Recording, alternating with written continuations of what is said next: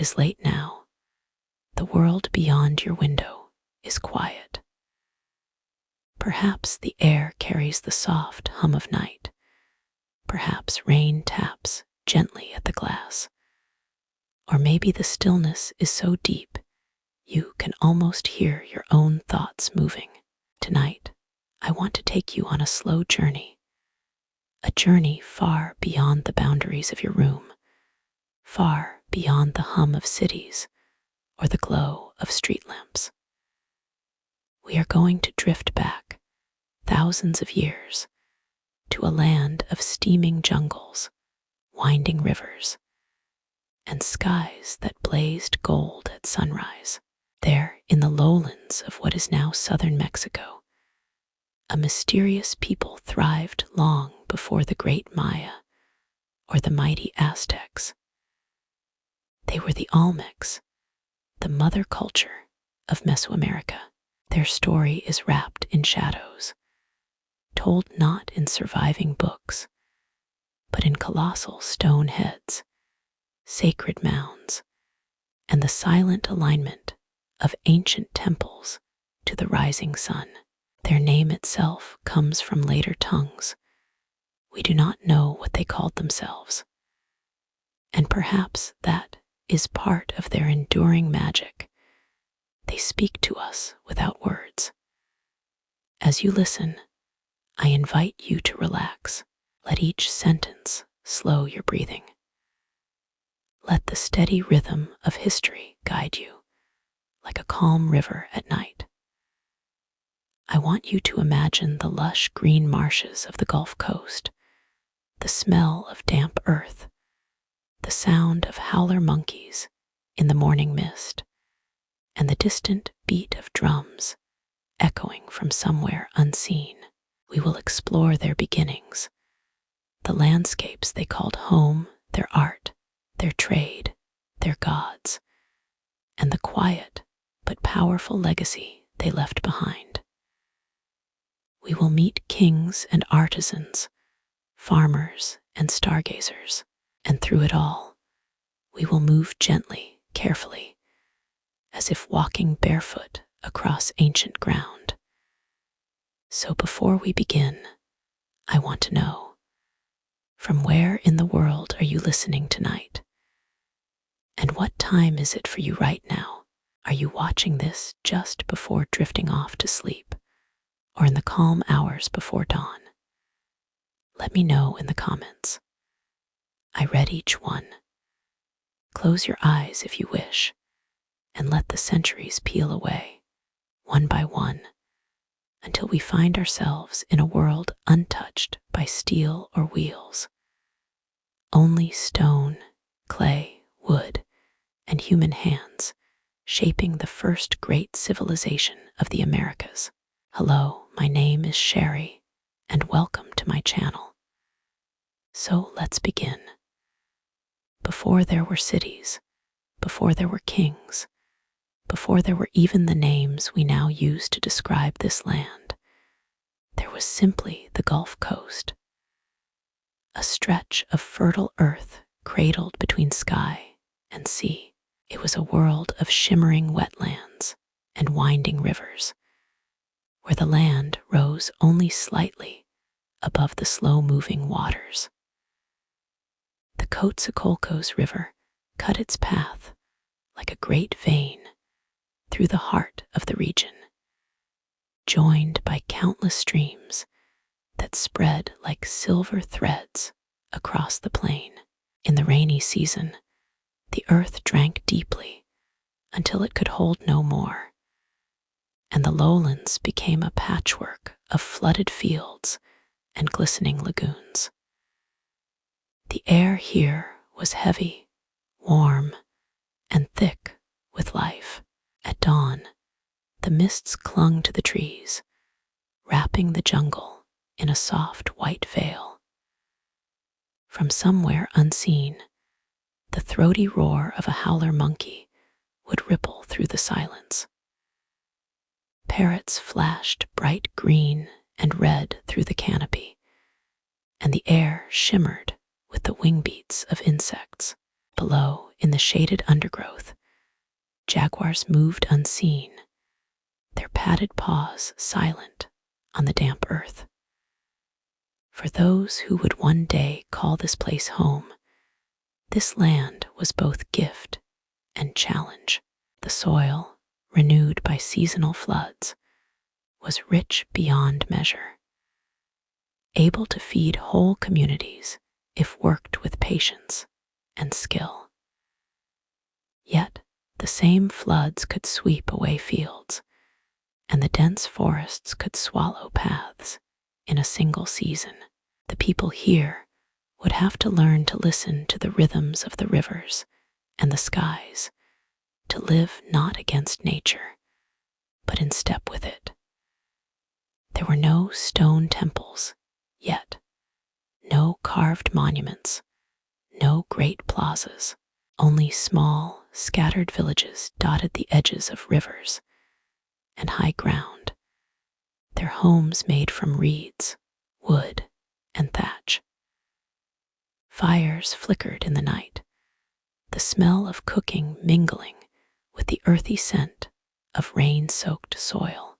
People fished the rivers with woven nets, hunted deer in the forests, and gathered fruits from the jungle's edge.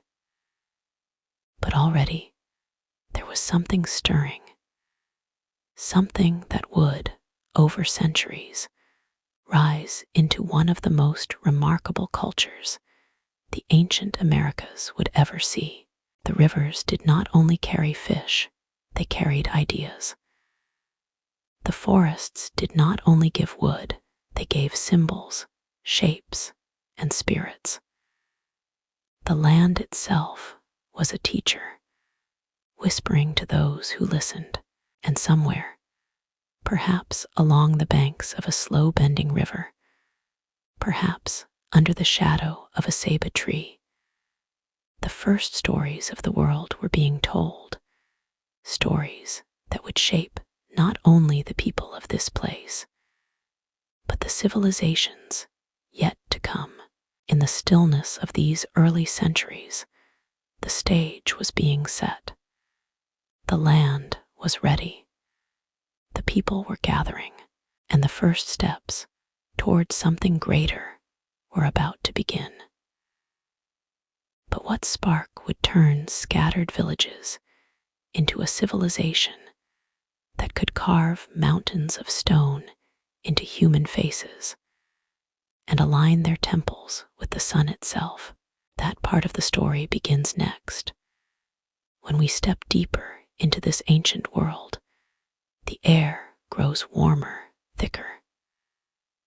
The cries of unseen birds echo through the canopy, and somewhere in the marshes, frogs sing their endless night song. The Gulf Coast lowlands of southern Veracruz and Tabasco are still untamed, still vast and wild.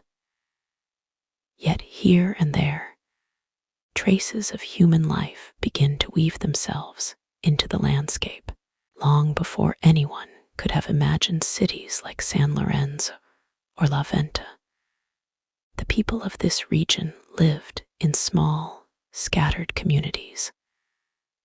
They were not yet Olmec, as we know the name today. In truth, the name Olmec comes from a much later Nahuatl word, Almecatl, the people of the rubber.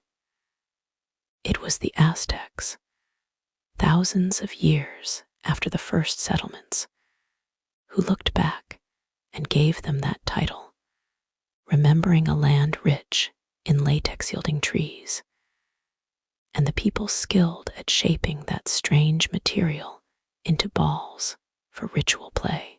The earliest settlers here likely came from inland river valleys or from coastal fishing groups who pushed deeper into the wetlands, drawn by the abundance of fish, shellfish, and fertile soil. They carried with them the knowledge of planting maize, beans, and squash, the three great crops of Mesoamerica. Though in these early days, Maize was still small, more a grassy cob than the plump ears we imagine today. It would be centuries before careful cultivation transformed it into the grain that could feed cities. Life in these early villages was simple but deeply tied to the rhythms of the earth. The people rose with the sun, their day shaped by the needs of crops, fishing, and hunting. They built their homes on raised earth to keep them dry when the floods came, weaving walls from reeds and roofing them with palm thatch. The smell of cooking fires mixed with the scent of wet soil, and children played along the muddy banks of the rivers, splashing in the shallow water while parents worked nearby. It is likely that even at this early stage, a shared set of beliefs began to take root. The world around them, so alive, so full of power, must have seemed guided by unseen forces. The thunder of storms, the rise and fall of the rivers, the life-giving cycle of planting and harvest, all of these were mysteries to be respected. The jaguar, master of the jungle, the serpent, silent and watchful, the bird that could vanish into the sky, each held meaning beyond its physical form. These were not merely animals, they were messengers, symbols of forces greater than human life. And so, in the flickering firelight, stories began to take shape. Stories that explained why the rains came, why the crops grew, why death followed life and life followed death. These stories were not written. The Olmec, like most ancient peoples of the Americas, left no alphabet, but they lived in memory, passed from voice to voice. Over time, these tales would grow into the intricate mythologies that later civilizations inherited, blending gods, ancestors, and nature into a seamless whole. In these small communities, leaders began to emerge. Perhaps the most skilled hunter, or the one who knew the planting times, or the one whose dreams were believed to reveal the will of the unseen. Leadership in these days was not yet about palaces and armies. It was about guidance, about holding the community together through good seasons and bad. But such leadership planted the first seeds of hierarchy, and hierarchy, over time, would grow into the organized rulership that defines civilizations. The rivers were lifelines. They carried not only food, but connection. It is almost certain that from the very beginning, these early people exchanged goods with their neighbors: fish for maize, clay for shells, tools for feathers. Canoes carved from single logs would glide silently across the water, their paddlers moving with practiced ease. Through these exchanges, ideas traveled too. A new way of shaping a pot, a different method for planting, a new style of carving a ritual figurine. One of the most fascinating things about these earliest centuries is how quietly the foundations were laid. There is no single moment where we can say, "Here, this is the start of the Olmec civilization." Instead, it was a long, gradual gathering of knowledge, skill, and population. Over generations, villages became larger, their homes better built, their rituals more elaborate.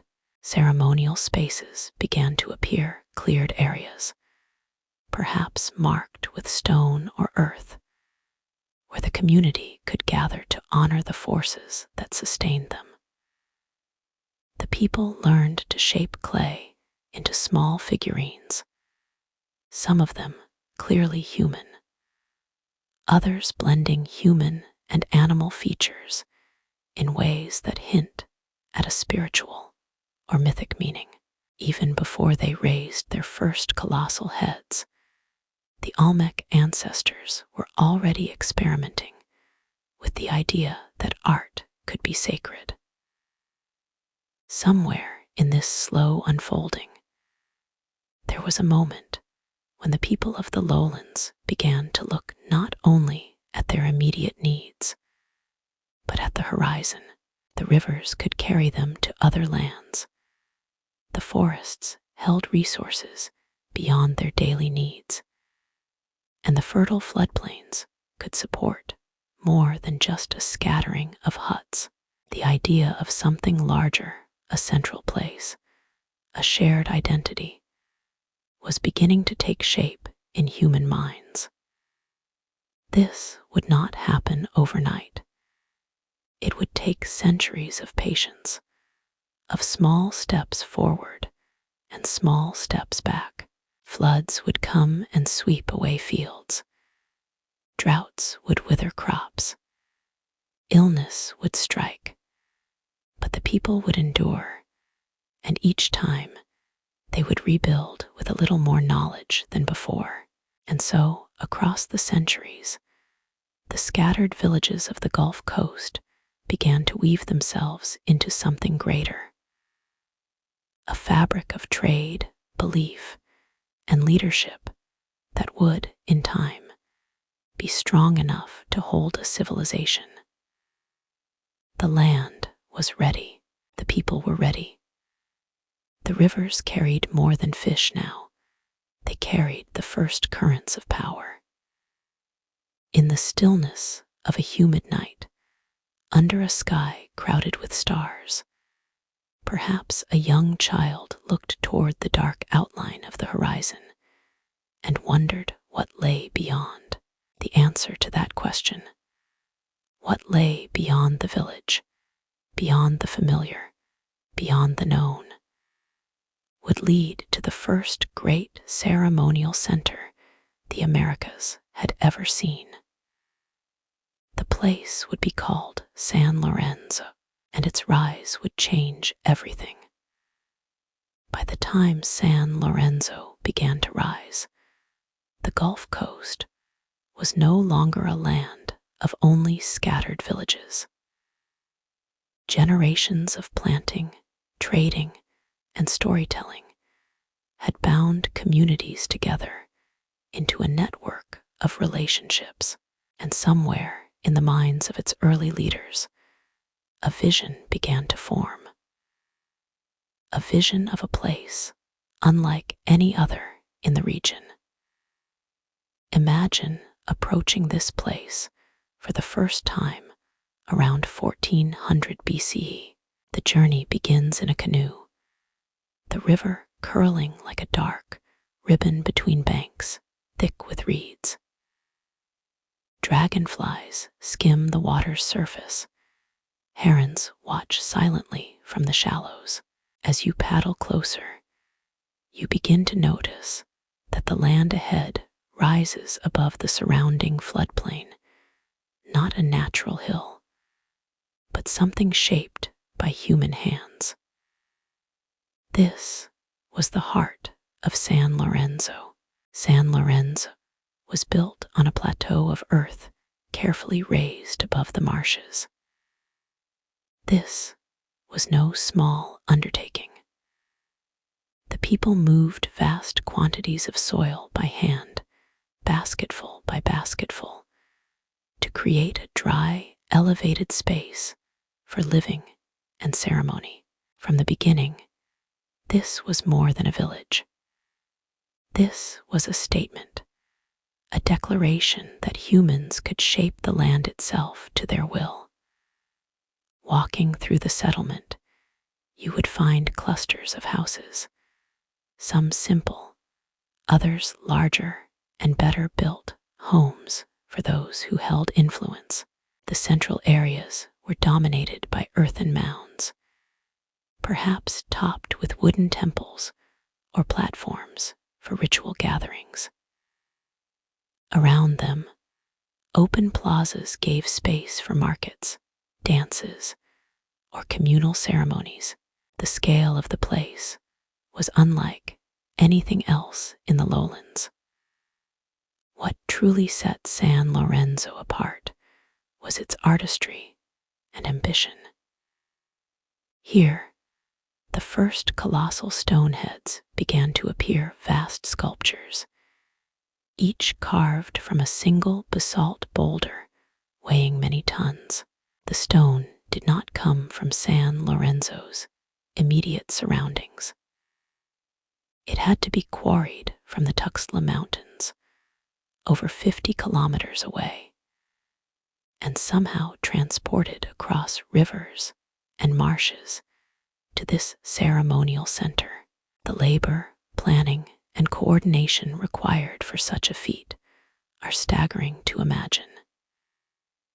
Each colossal head bore a distinct face, strong, fleshed cheeks, broad noses, full lips, and elaborate headgear that may have represented helmets worn in ritual games or warfare. These were not generic depictions. They were portraits, almost certainly of rulers, each with an expression both commanding and watchful. To stand before one of these heads, freshly carved, would have been to stand before a piece of power itself, a reminder of who led the people and perhaps of the divine authority they claimed. San Lorenzo was not only a place of rulers and artisans. Farmers from the surrounding countryside sustained the city, bringing maize, beans, squash, and cacao. Fishermen brought their catches from the rivers. Hunters brought deer, peccary, and turkey. Traders brought obsidian from far-off volcanic highlands, jade from distant valleys, and exotic feathers from the tropics. These goods flowed into San Lorenzo, reinforcing its role as the heart of a growing cultural sphere. The city's planners understood water as both a gift and a tool. Archaeological evidence shows that San Lorenzo had an extensive network of basalt-lined drains and channels, the earliest known in Mesoamerica. These were used to manage fresh water, perhaps for irrigation, perhaps for sacred pools used in ritual. To the people of San Lorenzo, water was not just a resource, it was a connection to the divine, a living thread between the earth and the heavens. Life here followed a rhythm shaped by both the agricultural cycle and the ceremonial calendar. Planting season would have been a time of both labor and prayer, as the people asked the gods for the rains to come. Harvest was a time of abundance and celebration. Between these, the city's plazas likely hosted rituals that reinforced the power of the rulers, processions of dancers, offerings of food and incense, perhaps even sacrifices to ensure the balance of the world. In the cool hours of the early morning, mist rising from the rivers, one can imagine the rulers of San Lorenzo emerging from their homes, greeted by advisors and attendants. Somewhere in the distance, artisans would already be at work shaping clay into intricate figurines, some showing humans, others jaguars, still others a blending of the two.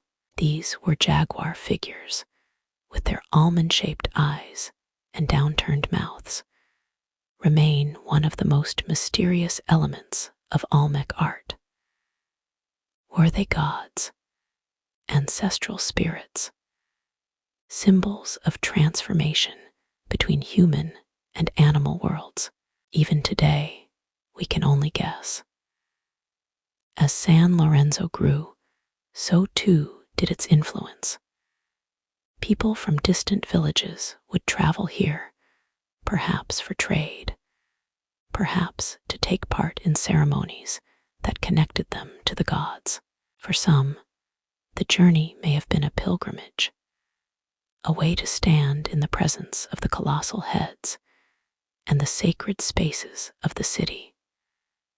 The rulers of San Lorenzo would have understood the power of this, that to gather people in one place, to awe them with art and ceremony, was to strengthen their own authority. And yet, for all its grandeur, San Lorenzo was still deeply tied to the land. The people could not ignore the whims of nature. A flood too great, a drought too long, a shift in the river's course. Any of these could threaten the delicate balance of city life. The rulers had to be seen as protectors, not only of their people, but of the very forces that sustained the world. In this way, politics and religion were inseparable. To rule was to mediate between the human and divine realms. Over the centuries, San Lorenzo reached its peak.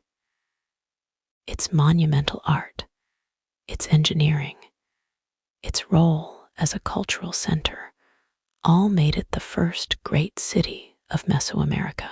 From its elevated plateau, it looked out over the surrounding lands like a watchful guardian. But as with all great centers, the seeds of change and of decline were already being sown quietly in the background. For now, though, San Lorenzo stood unmatched, a place where human ambition had reshaped the earth and carved stone into the likeness of power. Its rise had shown what was possible, and its example would inspire the next chapter of the Olmec story. But the land that gave life to San Lorenzo would soon demand its due, and the people would have to learn, once again, to adapt. The Olmec's mastery of nature was never absolute, and the balance between water, earth, and sky would test them in ways they had never faced before. In the Gulf Coast lowlands, there was never such a thing as an ordinary season. The rains did not simply fall. They arrived in sweeping curtains, drumming on the broad leaves of ceiba and mahogany, swelling the rivers until they spilled over their banks. The dry months did not simply pass. They baked the soil until it cracked, the air shimmering in the heat. For the Olmec of San Lorenzo, survival meant more than skill in planting or hunting. It meant understanding the deep, ancient conversation between water, earth, and sky. The Olmecs were not the first to plant maize, beans, and squash, but they were among the first to bind agriculture to a larger vision. A vision that required the land to be not just used, but shaped. The raised plateau of San Lorenzo was only the beginning. Around it stretched an intricate network of fields, irrigation channels, and pathways that kept the city alive. Water was guided where it was needed, drained where it was dangerous, and stored when it was scarce. One of their most remarkable achievements was the use of basalt-lined drains, carved stone channels fitted together with precision, directing the flow of fresh water. Some led to basins where clean water could be gathered. Others may have fed sacred pools used in ritual. These were not purely utilitarian works. They were expressions of both engineering and belief, for in Olmec thought, water was a living force, a bridge between the human world and the divine. The rivers were more than highways for trade. They were arteries of the earth itself.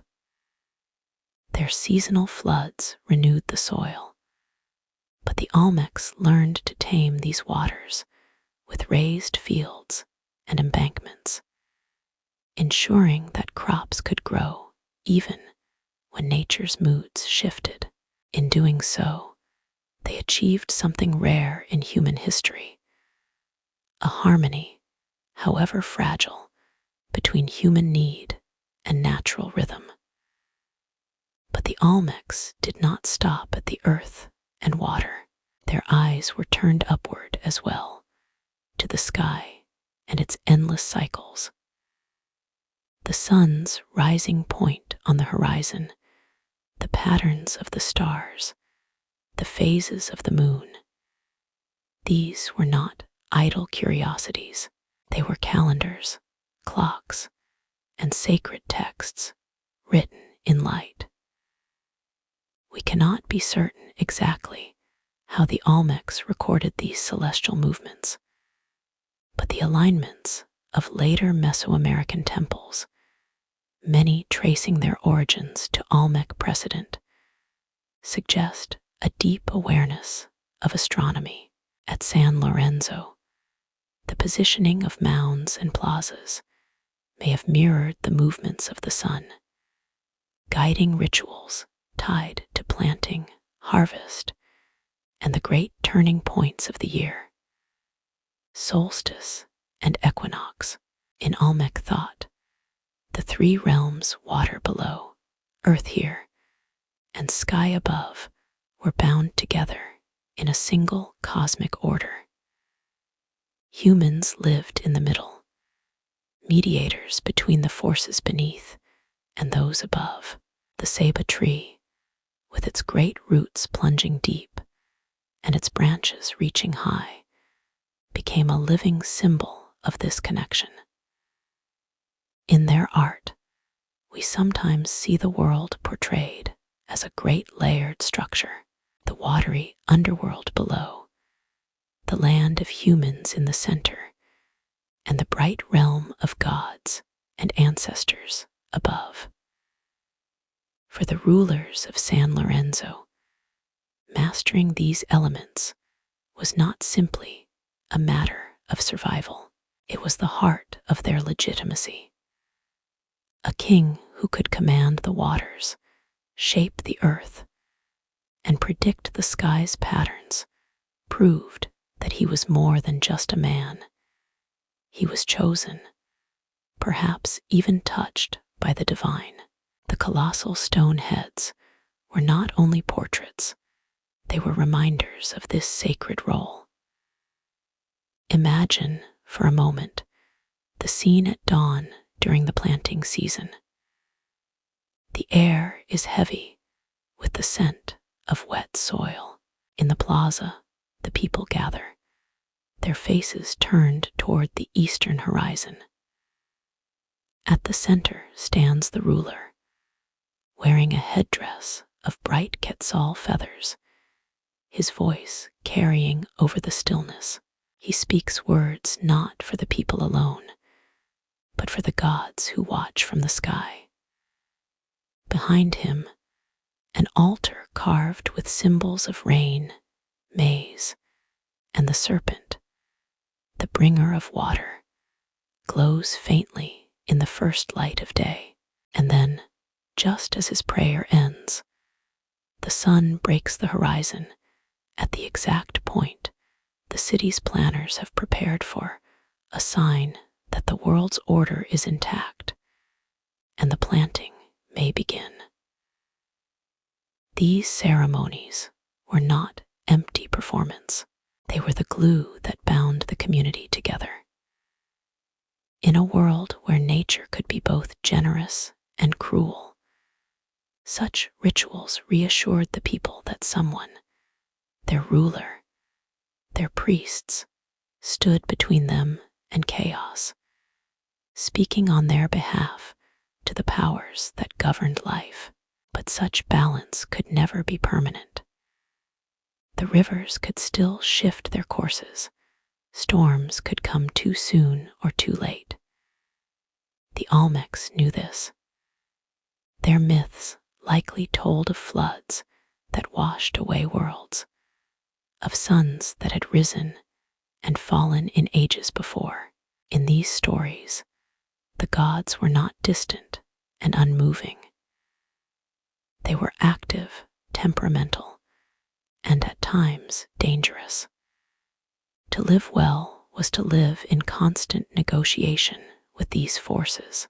It was perhaps this awareness, this understanding that the world could be lost as easily as it was gained, that drove the Olmecs to create works meant to last for centuries.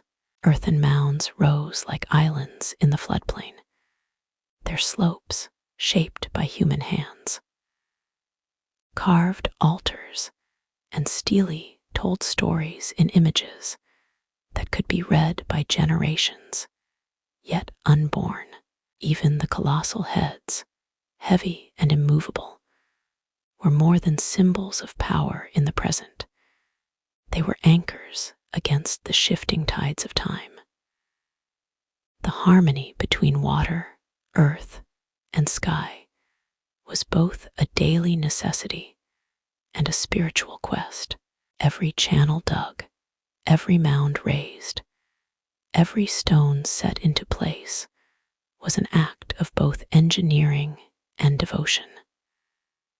The Olmecs understood that to endure, a city must be in balance with its world, and that balance was something that had to be tended like a crop, with care and vigilance. San Lorenzo had achieved this balance better than any place before it.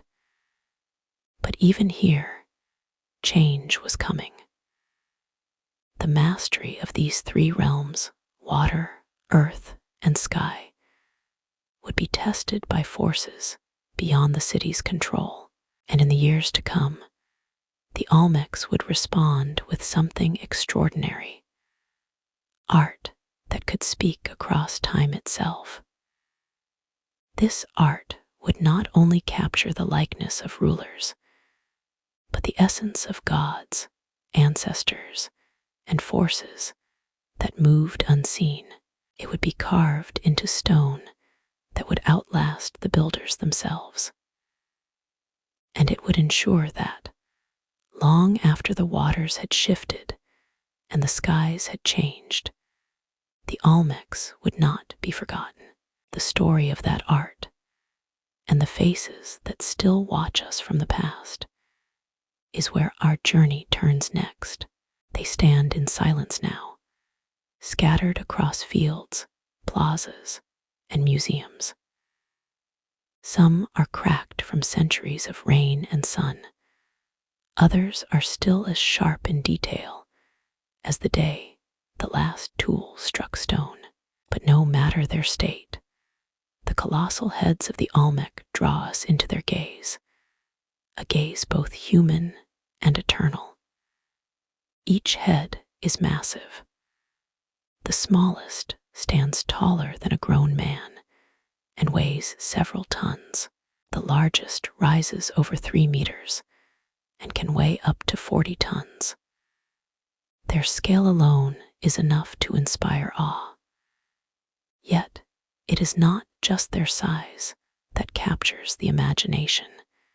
It is their individuality. No two are alike.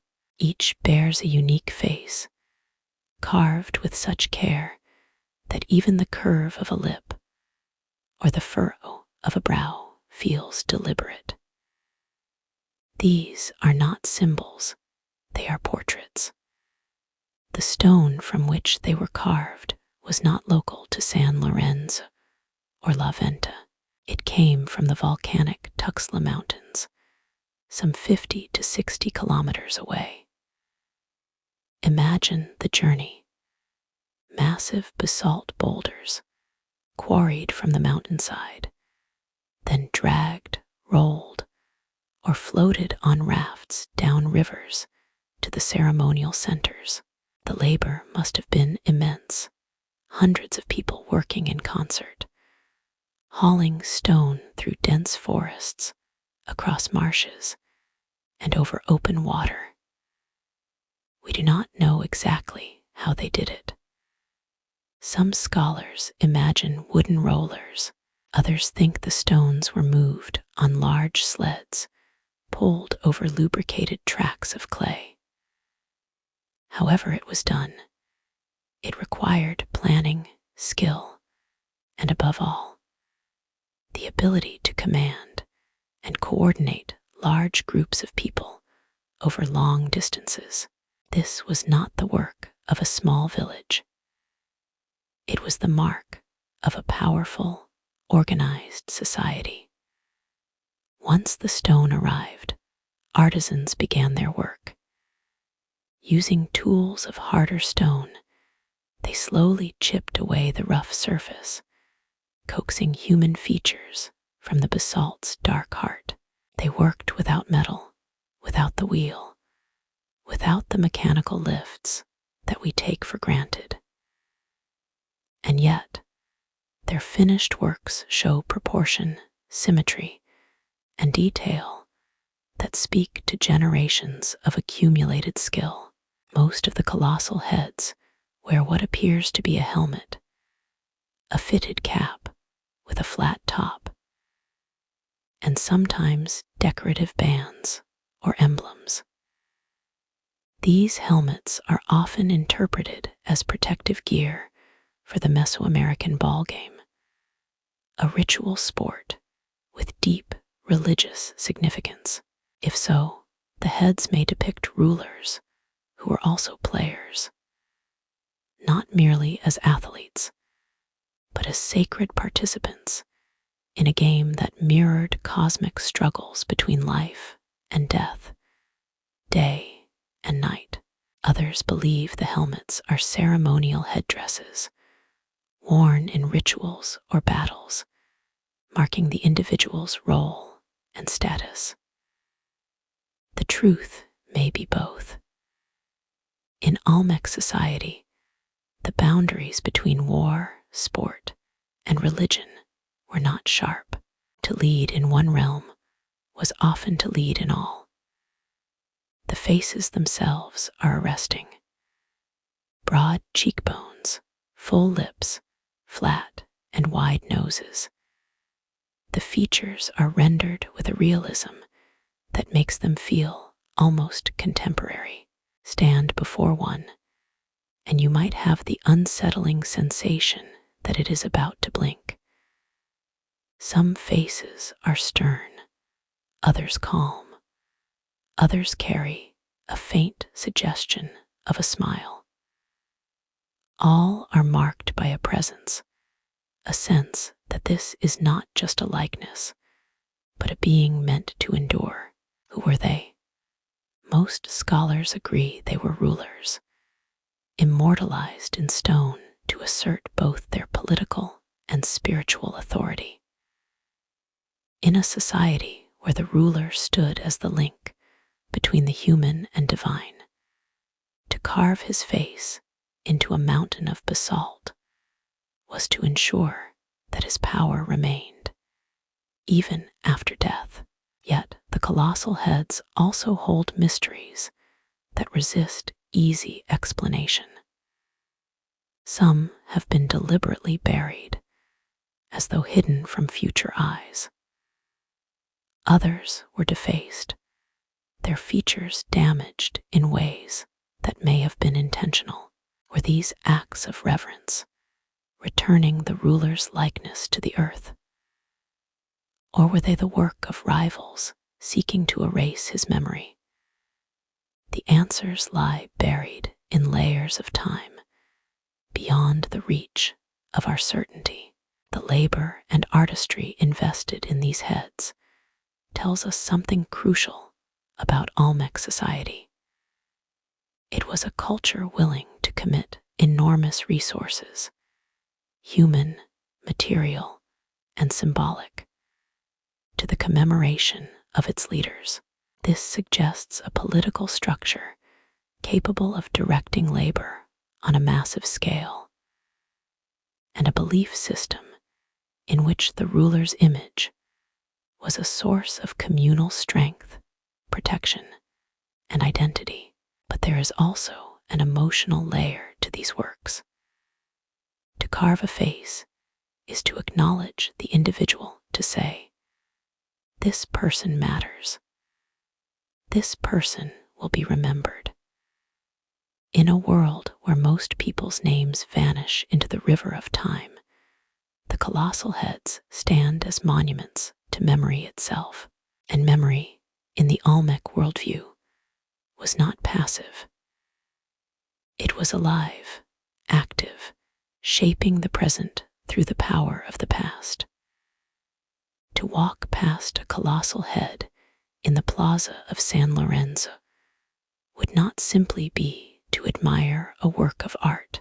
It would be to stand in the presence of a ruler who, though perhaps dead, still watched over the land, still lent his strength to the community. One can imagine the ceremonies in which these heads played a role, processions of priests and dancers circling them, offerings of maize and cacao placed at their base, incense smoke curling upward to mingle with the scent of damp stone. The ruler's face, lit by torchlight, might seem to emerge from the darkness, as if speaking silently to his people. I am here. I endure. You are safe. In the centuries that followed, the colossal head tradition would fade, but the concept that art could immortalize and legitimize power would echo through Mesoamerica. The Maya carved the likenesses of their kings into stele. The Aztecs preserved the images of their rulers in codices. But the Olmec were among the first to give this idea a scale and permanence that could rival nature itself. The colossal heads are silent now, their voices lost, but their presence remains undeniable.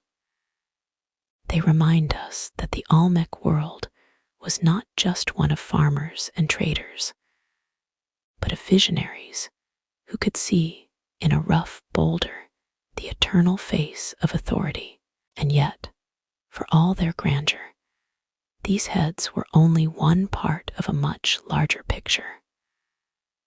Around them, the Olmec wove a web of connections, trading goods and ideas across vast distances, linking their ceremonial centers to places they might never see in person. In the next part of our journey, we follow those invisible threads, from the jade mines of distant mountains to the cacao groves of the tropics, and discover how trade made the Olmec world far larger than their own horizon. If you stood in the plaza of San Lorenzo at its height, you would have seen people and goods from far beyond the marshes and forests of the Gulf Coast.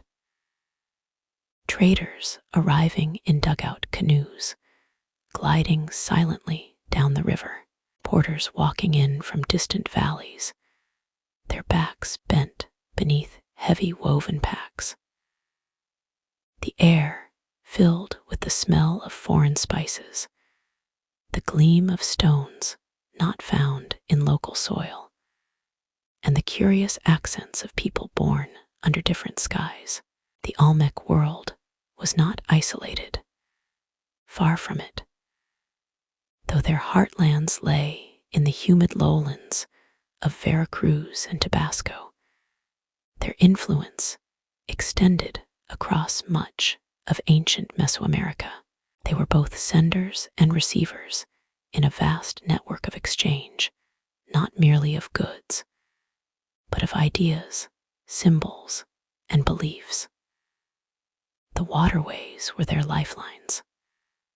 The rivers that curved past San Lorenzo and La Venta connected to others, forming a web that reached into the Mexican highlands, the Pacific coast, and even into regions that today are part of Guatemala and Honduras. Canoes, hewn from single tree trunks, were the silent carriers of this commerce, paddled by skilled navigators who could read the currents and the moods of the water. From the distant Motagua Valley came jade, the most prized of stones.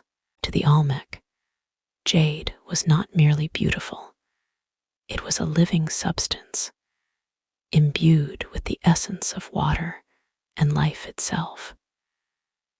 Its cool green glow carried a sacred quality, and to possess it was to hold a fragment of the divine. Artisans at San Lorenzo and La Venta shaped it into beads, earspools, and figurines, each a testament to the skill of their hands and the depth of their beliefs. From the volcanic highlands came obsidian, dark and glassy, sharper than any metal blade. Obsidian was both tool and weapon. It could harvest crops or take a life. In Olmec hands, it also became an offering, placed in burials or in sacred caches beneath ceremonial platforms, as if returning power to the earth. From the coastal lowlands of other regions came cacao, the bitter seeds of a fruit that could be ground and mixed with water into a frothy drink. To the Olmec, cacao was more than refreshment. It was a luxury, a sign of status, perhaps even a sacred substance used in rituals. Later Mesoamerican civilizations would call it the drink of the gods, and perhaps that belief began here, in the days when Olmec rulers sipped it from carved vessels. Other goods flowed in as well. Bright quetzal feathers from tropical forests, conch shells from the Gulf and Pacific shores, salt from coastal flats, rubber from the native Castilla elastica tree, the very material that would give the Olmec their later name in the Nahuatl tongue. Rubber balls, made by mixing latex with the juice of the morning glory vine, were essential to the sacred ball game, an activity that was at once sport, ritual, and political theater. In return, the Olmec sent out their own creations, carved jade and serpentine, finely made ceramics, polished hematite mirrors that could catch the sun and throw it in dazzling flashes. These were not merely trade goods, they were bearers of symbols and styles that began to appear far from Olmec lands. Archaeologists have found Olmec-style art in places hundreds of kilometers away. Images of the jaguar, the jaguar child, the flame-browed deity, all carved or painted in the distinctive manner of the Gulf Coast artisans. This is how influence spreads in the ancient world. Not through armies marching, but through traders paddling upriver, through gifts exchanged between rulers, through artisans teaching techniques to apprentices far from home. The Olmec did not conquer vast territories with weapons. They entered the lives of other peoples through the things they made and the ideas those things carried. And with goods came stories. A trader might return from the highlands with more than obsidian. He might bring a tale of a mountain where fire lived inside the earth. A visitor from the Pacific coast might describe a sea so vast that the horizon swallowed the sun. Each story, like each artifact, wove another thread into the Olmec world, expanding the minds of those who heard it. Trade was also a form of diplomacy. To send jade or a carved figurine as a gift was to open a path for alliance. A ruler who wore an Olmec-style jade pendant signaled a connection, a bond of respect, influence, and perhaps shared belief. In this way, the Olmec extended their reach not only into markets, but into the political landscapes of distant lands. Of course, trade also required trust, and trust required rules. We do not have written laws from the Olmec, but we can imagine that agreements were sealed with ritual. Perhaps an offering to a river god before a journey, perhaps a shared meal in the plaza before goods changed hands. In this sense, trade was as much a sacred act as it was an economic one. The rivers carried the lifeblood of Olmec civilization outward, but they also brought the outside world inward.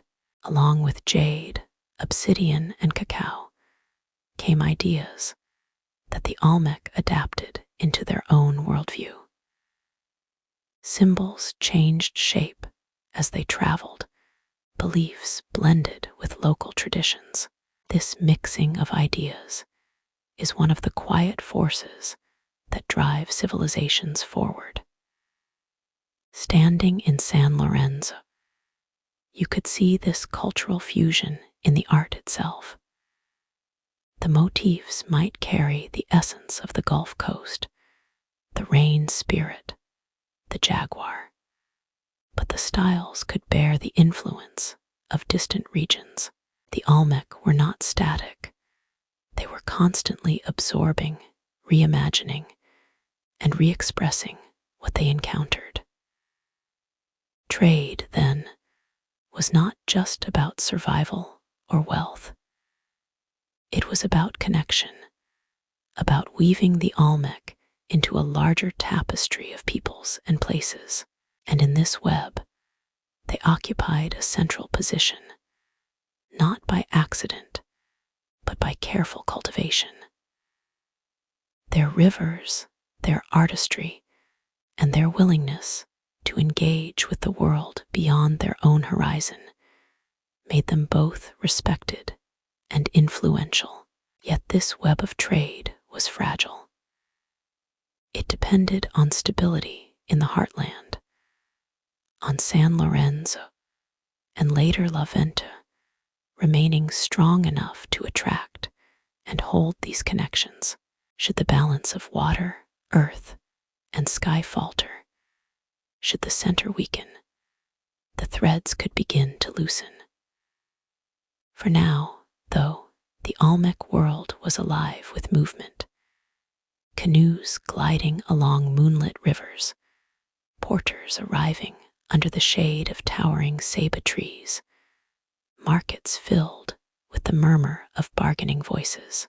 Somewhere in the midst of this flow, a child might hold a piece of jade for the first time, feeling the cool, smooth weight in their palm, unaware that they held not just a stone, but a piece of the world beyond their own. And while goods and ideas flowed through the Olmec heartland, something even more enduring was taking shape there. A complex and vivid religion that would give meaning to all these exchanges, bind the people to their rulers, and place every act, from planting to trading, within a sacred order. That is where our journey turns next. In the Olmec world, the divine was never far away. It was in the rustle of leaves high in the canopy, in the shimmer of water beneath the midday sun, in the heavy scent of rain before it fell. It was in the first shoots of maize breaking through the dark soil, and in the low growl of a jaguar just beyond the reach of the firelight. To the Olmec, the gods were not remote beings, sealed away in a distant heaven. They were present, immediate, and deeply woven into the fabric of daily life. And their images, their forms were everywhere, carved into basalt, modeled in clay, painted onto walls and objects. These were not simply decorations. They were the living faces of powers that shaped the world. One of the most enduring symbols in Olmec art is the jaguar, not merely the animal itself, but a mysterious blending of human and jaguar forms. Sometimes it appears as an adult figure with feline features, other times as an infant, its mouth turned down in a grimace, its almond-shaped eyes watching with unsettling calm. This so-called jaguar has puzzled scholars for generations. Was it a god of rain and fertility, born from the union of a human and a jaguar in mythic time? Was it a spirit of transformation, granting shamans the ability to move between the human and animal worlds? Or was it something even older, an ancestral force tied to the very origins of the people?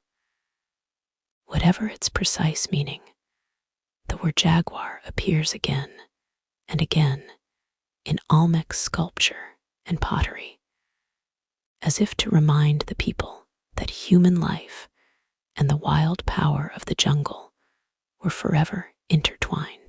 Another figure that emerges from the stone and clay is the Olmec dragon, a wide-mouthed, flame-browed creature with both reptilian and feline traits.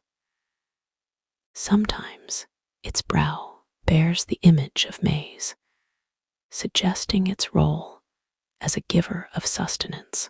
Sometimes it appears on thrones or altars, as if marking the space where rulers sat as earthly representatives of divine authority. There is also the maize god, whose headdress sprouts with stylized ears of corn in a land where the success of the maize harvest could mean the difference between plenty and hunger. This god was surely central to the ceremonial life of the people. But perhaps most significant of all were the rain and water deities, beings tied to the life-giving floods and the fertility of the earth.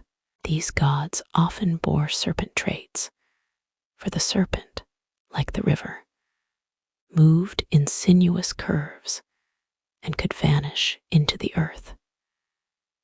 In Olmec art, these water spirits are sometimes shown with goggle eyes, a motif that would echo centuries later in the rain god Tlaloc of the Aztecs. The Olmec did not simply depict these gods for beauty's sake. Their images were placed where they could watch over fields, guard the entrances to ceremonial spaces, or receive offerings from those who passed by. Small figurines, easily held in the hand, may have been carried as personal talismans, each a portable connection to the divine.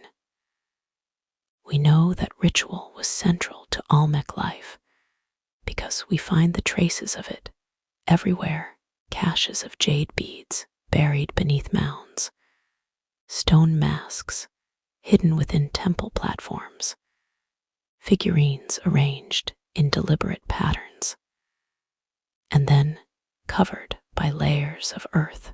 These were acts of devotion, of communication with forces unseen. Imagine an Olmec ceremony at dawn. In the cool, misty air, people gather in the plaza, the ground still damp beneath their bare feet. At the center, the ruler sits on a carved basalt throne, its sides decorated with the face of the Olmec dragon. Before him, priests arrange offerings: bowls of maize, cacao beans, jade ornaments, and the blood of sacrificed birds. Incense smoke curls upward, carrying prayers toward the sky. A conch shell trumpet sounds, deep and resonant, as if calling the gods to witness. In this moment, the boundaries between human and divine blur. The ruler, dressed in a headdress of jaguar fur and bright feathers, speaks words that are both his own and the gods. The people believe that through him they are heard, that their needs for rain, for good harvests, for protection from disease and misfortune are carried into the cosmic order.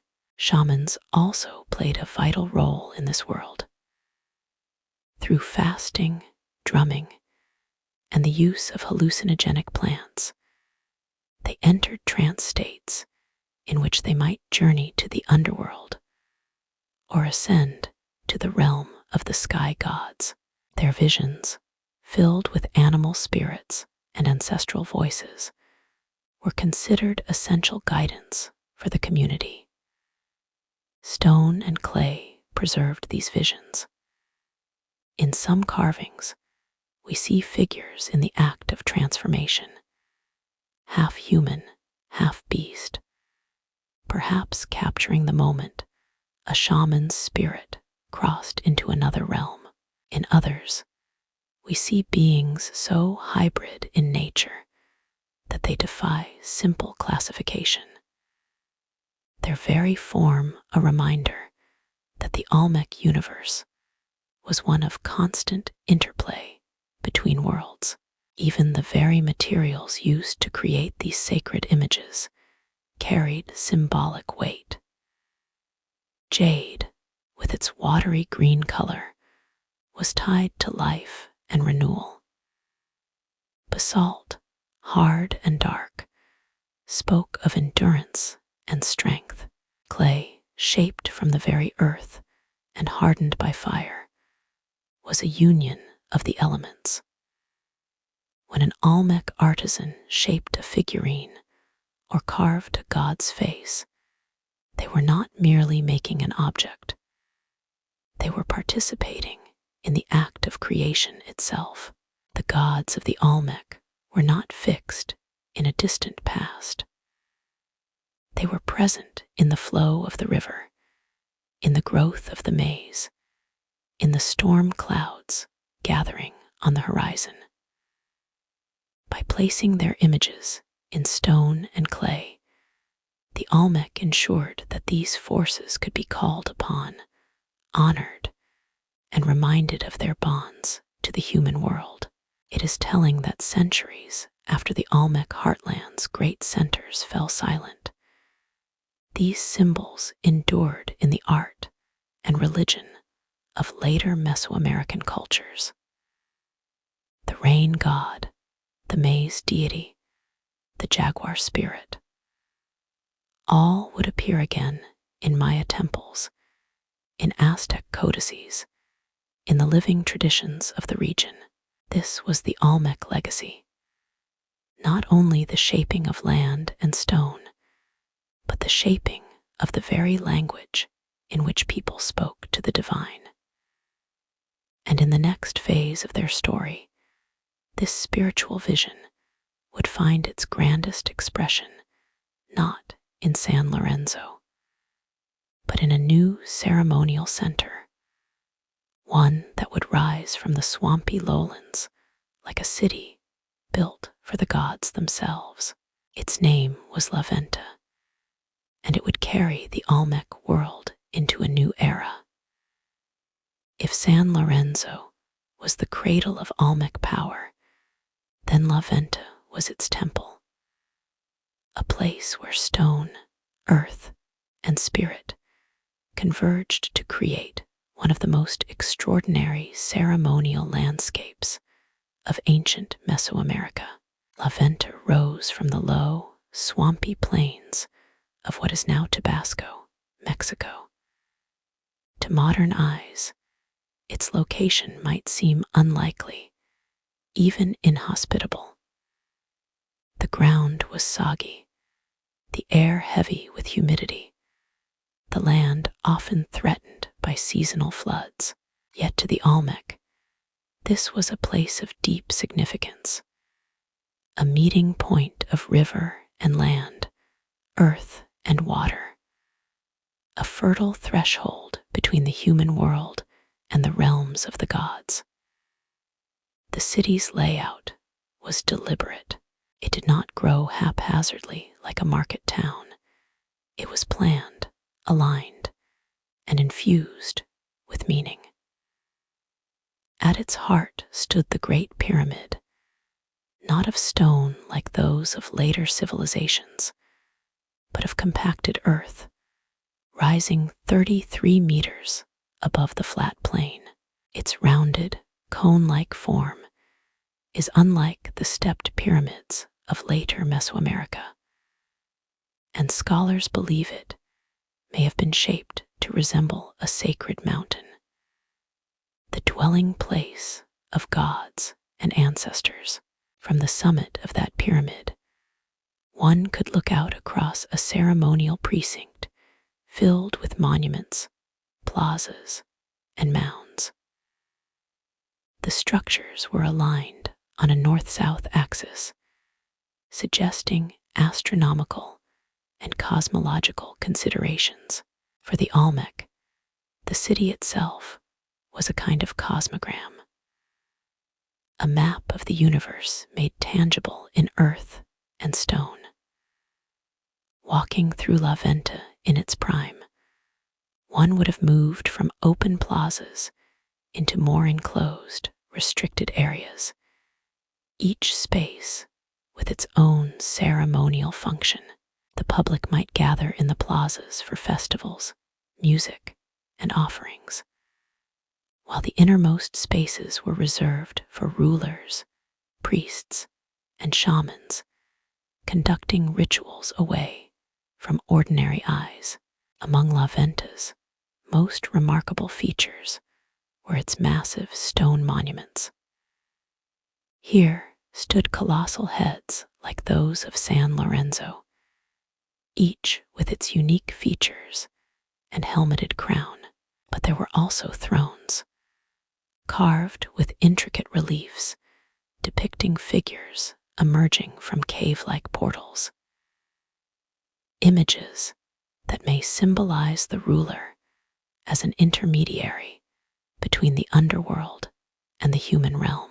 Equally striking were the mosaic pavements, intricate patterns laid out in colored serpentine blocks. These mosaics, often buried after their creation, were not meant to be walked upon for long.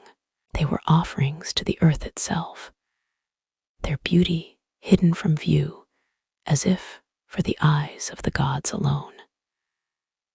Some depict jaguar masks or other sacred symbols, their geometric precision testifying to the Olmec's mastery of design. And then there were the buried offerings, caches of jade celts, figurines, and polished stone axes placed in precise arrangements. In one famous discovery, archaeologists uncovered 16 figurines arranged in a semicircle before 6 upright jade axes, as if frozen in an eternal council. These were not random deposits, but deliberate compositions, messages to the gods and ancestors, sealed beneath layers of earth. Life in La Venta was more than ritual, of course. Surrounding the ceremonial core were the homes of those who served the city: artisans, traders, farmers, and laborers. The artisans shaped jade into fine ornaments, carved basalt into thrones and altars, and crafted pottery for both daily use and sacred offerings. Traders brought goods from far beyond the Olmec heartland: obsidian from the highlands, shells from the coasts, cacao from the tropical lowlands. But at the center of it all was ritual. La Venta was not simply a place where people lived. It was a living altar, a stage for the eternal dialogue between humanity and the divine. Every offering buried, every monument raised, every ceremony performed was part of maintaining the balance of the cosmos. Imagine the scene during one of La Venta's great festivals.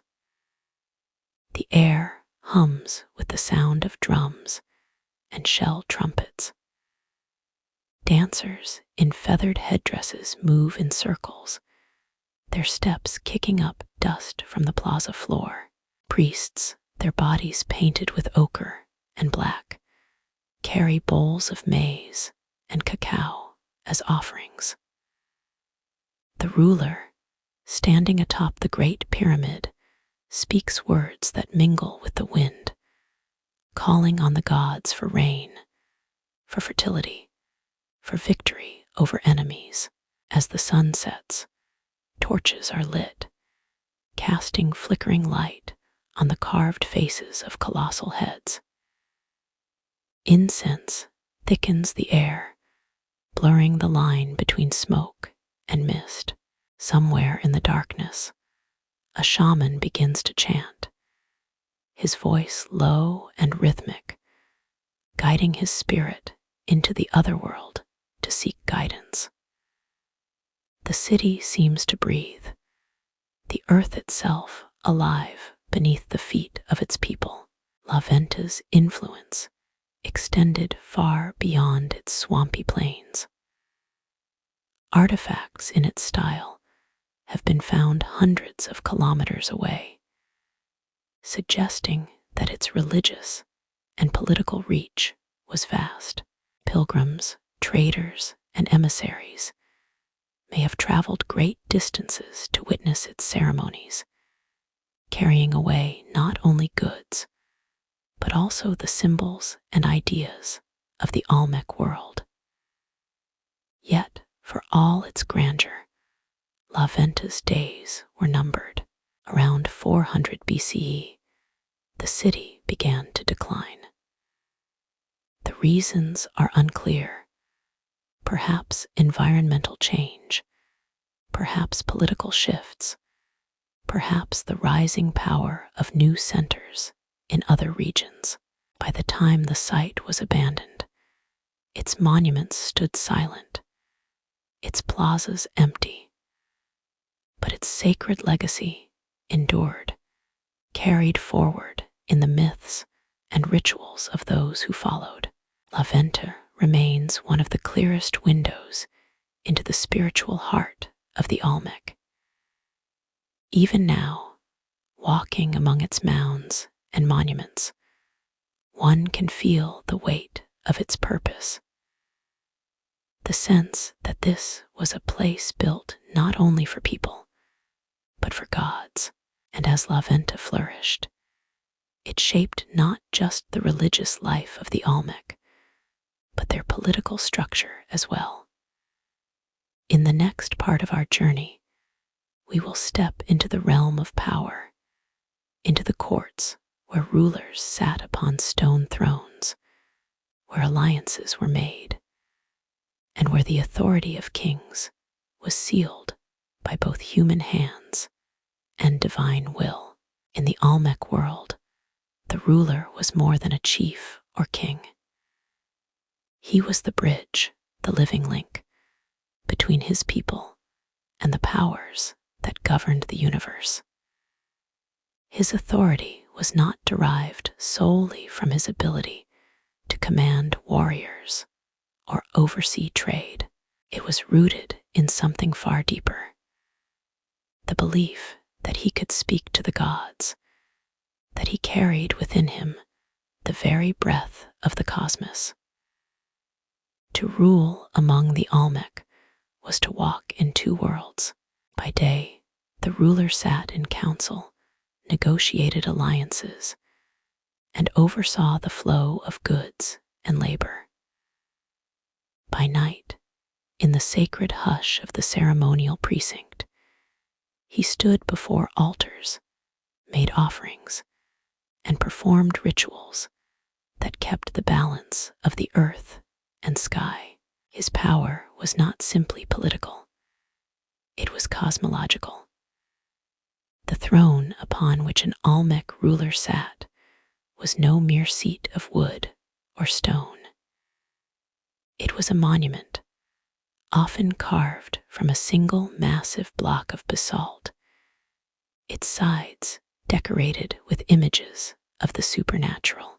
In some, the ruler is depicted emerging from the gaping mouth of a cave, a symbol of the underworld and the source of life.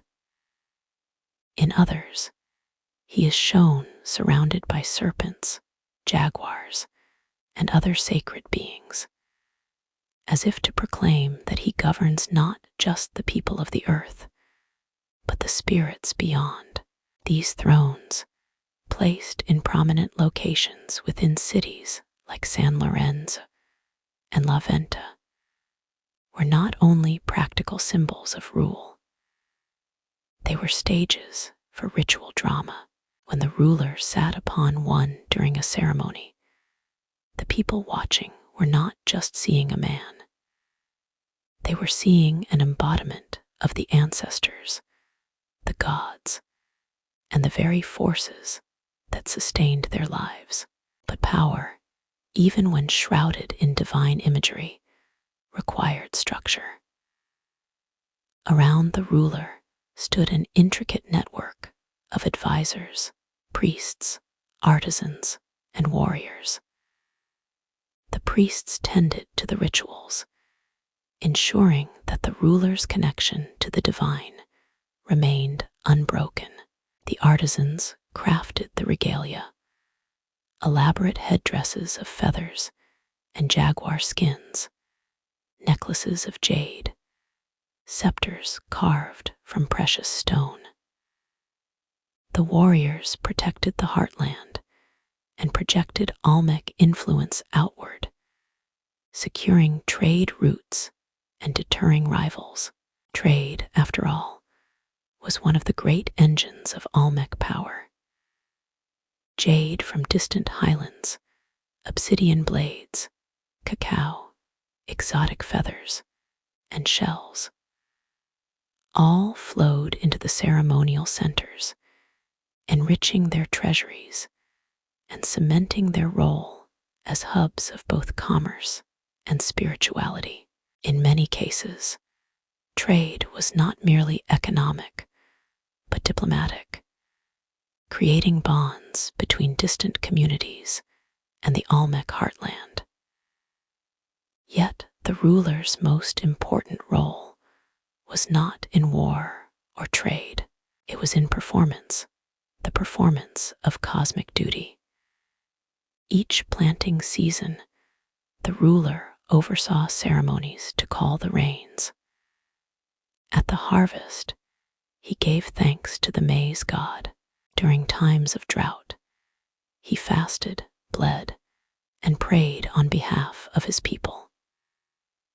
Every act of devotion, every public appearance, was part of reinforcing the delicate truth that the prosperity of the community depended on the ruler's spiritual strength. One can imagine the awe these rulers inspired. Dressed in resplendent garments, crowned with towering headdresses, they must have appeared larger than life. The smell of burning copal incense would have filled the air as they stood before the crowd.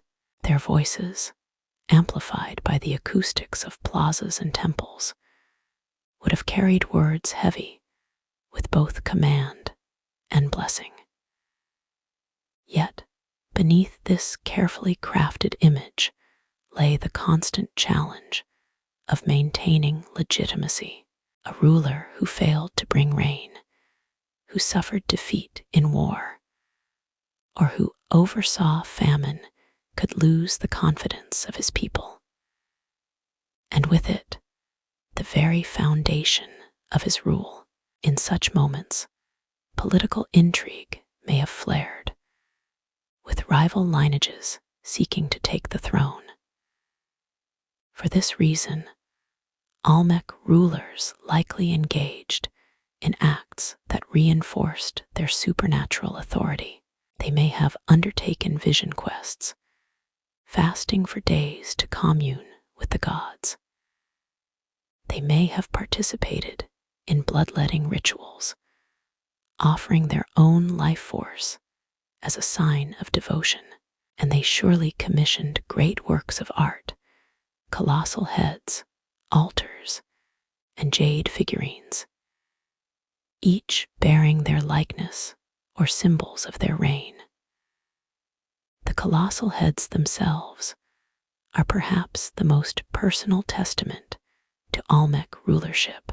Carved with incredible skill, each portrays an individual, perhaps a ruler or a revered ancestor, with distinctive features and expressions. These were not anonymous deities. They were human beings elevated to the realm of myth, their gaze forever fixed on the land they governed. And this power was not purely inherited. It had to be demonstrated. A young heir would have been trained not only in the art of leadership and diplomacy, but in the sacred knowledge of astronomy, mythology, and ritual. He would have learned the timing of the agricultural cycle, the meaning of sacred symbols, the songs and prayers that kept the cosmos in balance.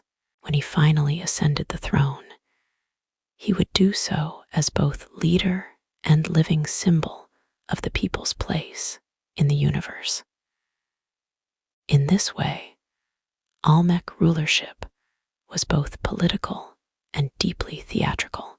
It was a constant act of weaving human needs with divine order, of turning the daily struggles of life, hunger, conflict, uncertainty, into part of a larger, eternal story. But power has its price.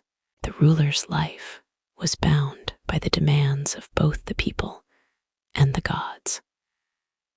Failure in either realm could mean disaster. To hold such a role was to live under a burden as heavy as the basalt thrones themselves, and in the coming centuries, that burden would grow heavier still. For the Olmec world was not isolated. Other peoples watched, learned, and adapted their ways. Some would become allies, others rivals. Trade routes would shift. Rivers would change course. The political landscape of Mesoamerica would transform, and with it, the fortunes of the Olmec elite. But before those changes took hold, the machinery of Olmec power operated at its peak. A finely tuned balance of ceremony, commerce, and command, and that machinery did not run in silence. It moved to the rhythm of the festivals, the beat of the drums, and the chanting of prayers that rose from the heart of the ceremonial centers. In the next stage of our journey, we will leave the courts of the rulers and walk into the marketplaces and river ports, into the world of trade networks and distant connections, where Olmec influence stretched far beyond their own heartland, binding distant peoples into a web of exchange that carried not just goods, but ideas and gods themselves. To understand the Olmec, we must step beyond their ceremonial centers and into the pathways that bound their world together. The trade routes that were as vital to their civilization as rivers are to the land. For the Olmec heartland, rich in creativity, but lacking certain vital resources, the web of exchange was not merely an economic lifeline. It was the very circulatory system of their culture, carrying the raw materials of both daily life and spiritual practice from distant lands to the humid lowlands, where the colossal heads gazed out over the plains. The Olmec lived in a land of abundance, lush vegetation, fertile floodplains, teeming rivers. Yet, the very geography that nurtured them also denied them certain treasures they craved. There were no local sources of obsidian, the volcanic glass prized for blades sharper than any copper or bronze. Jade, the green stone that glimmered like the heart of the forest and held deep spiritual significance, came from far away in the Motagua Valley of present-day Guatemala. Fine basalt for their monumental sculptures had to be quarried from the Tuxtla Mountains, sometimes more than 60 kilometers away. To secure these materials, the Olmec forged connections that stretched across Mesoamerica. Imagine the slow, purposeful movement of goods. Canoes gliding down winding rivers, their hulls heavy with cacao beans, jaguar pelts, or salt from the Gulf Coast. Porters carrying bundles of obsidian or jade through narrow jungle trails. Traders stopping in villages to rest, exchange news, and pass along small gifts that bound strangers together in a chain of mutual trust. These exchanges were not conducted in the frantic bargaining style of a modern marketplace. In many cases, trade among early Mesoamerican peoples carried a ritual dimension. Objects moved not simply as commodities, but as offerings, tokens of alliance, tribute, or shared belief. A shipment of jade might be accompanied by sacred songs. A cache of obsidian blades could be dedicated to the gods before being passed to new hands. The Olmec heartland, situated between rivers that flowed to the Gulf, was well positioned to act as a hub. The Coatzacoalcos River, in particular, may have been a main artery of this system, linking the interior with the coast.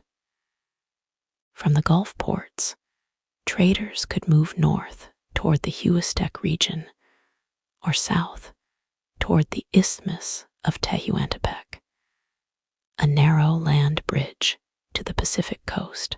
Beyond lay other peoples, Zapotec, Maya, Mixoc, each with their own goods and traditions, each touched in some way by Olmec influence. And what influence it was! The Olmec style in sculpture, in ceramics, in iconography, spread like a soft but persistent tide. Archaeologists have found figurines in far-flung sites that bear unmistakable Olmec features: downturned mouths, almond-shaped eyes, and the unmistakable jaguar-human hybrids that filled their myths. Whether these objects arrived through direct trade, as gifts from emissaries, or as imitations made by local artisans inspired by Olmec examples, their presence speaks of a cultural reach far beyond the swampy plains of Tabasco and Veracruz. In this way, trade became not just the exchange of goods, but the exchange of ideas and of gods. The rain deity, the maize god, the feathered serpent, these and other spiritual figures may have traveled along with jade celts and cacao beans, their stories told and retold by traders around nighttime fires. In distant villages, children may have listened to tales of great stone heads and sacred mountains, never knowing that such wonders lay hundreds of kilometers away. The movement of goods also required organization and security. While much of the trade likely passed peacefully, the value of certain items, especially jade and obsidian, made them worth protecting. Here, the ruler's role was vital.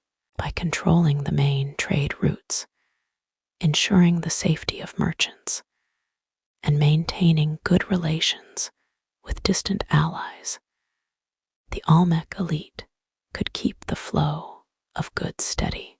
The wealth generated would then be channeled into monumental construction, ritual offerings, and the lavish regalia that reinforced their divine status. Consider for a moment the journey of a single jade bead. Perhaps it began as a chunk of raw stone quarried from the mountains of Guatemala. Carried by skilled porters to the coast, it would then travel by canoe to the Olmec heartland.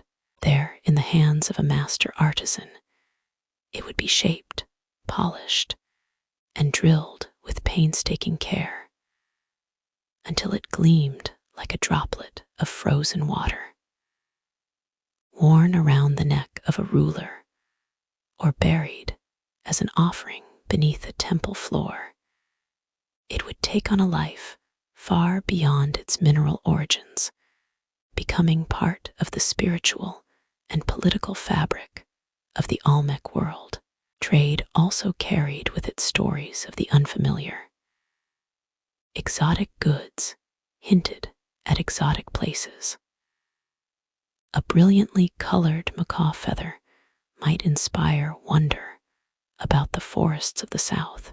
A lump of obsidian might evoke visions of fiery volcanoes.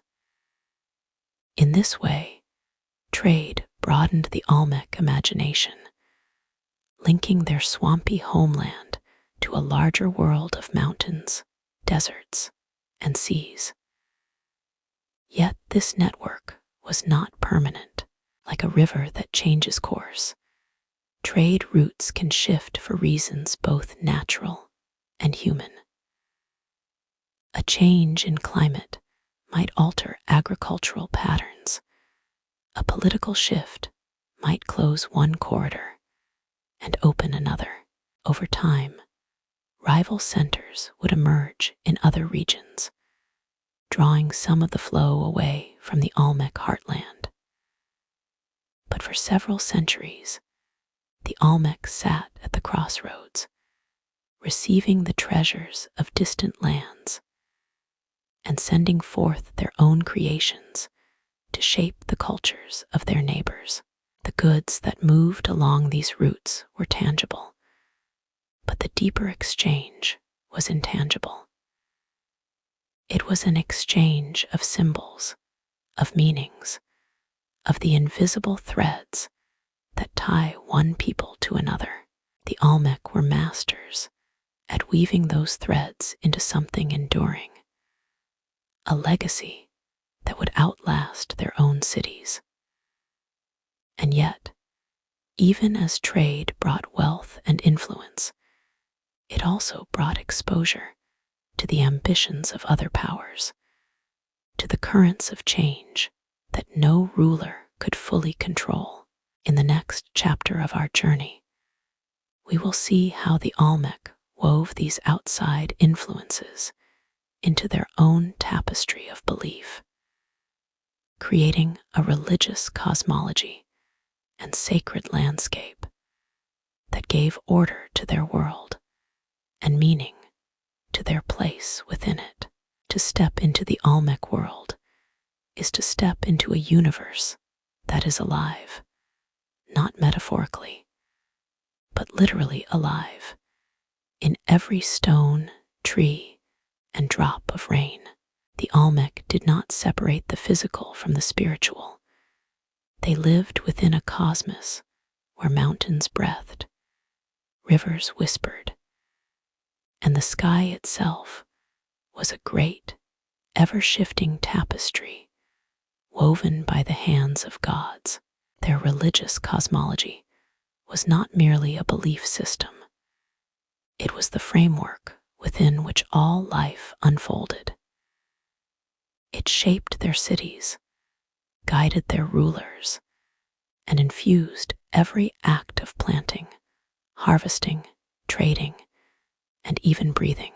To understand the Olmec, one must understand how they saw the world. At the heart of this vision was the idea of three realms: the heavens above, the earthly world of humans in the middle, and the watery underworld below.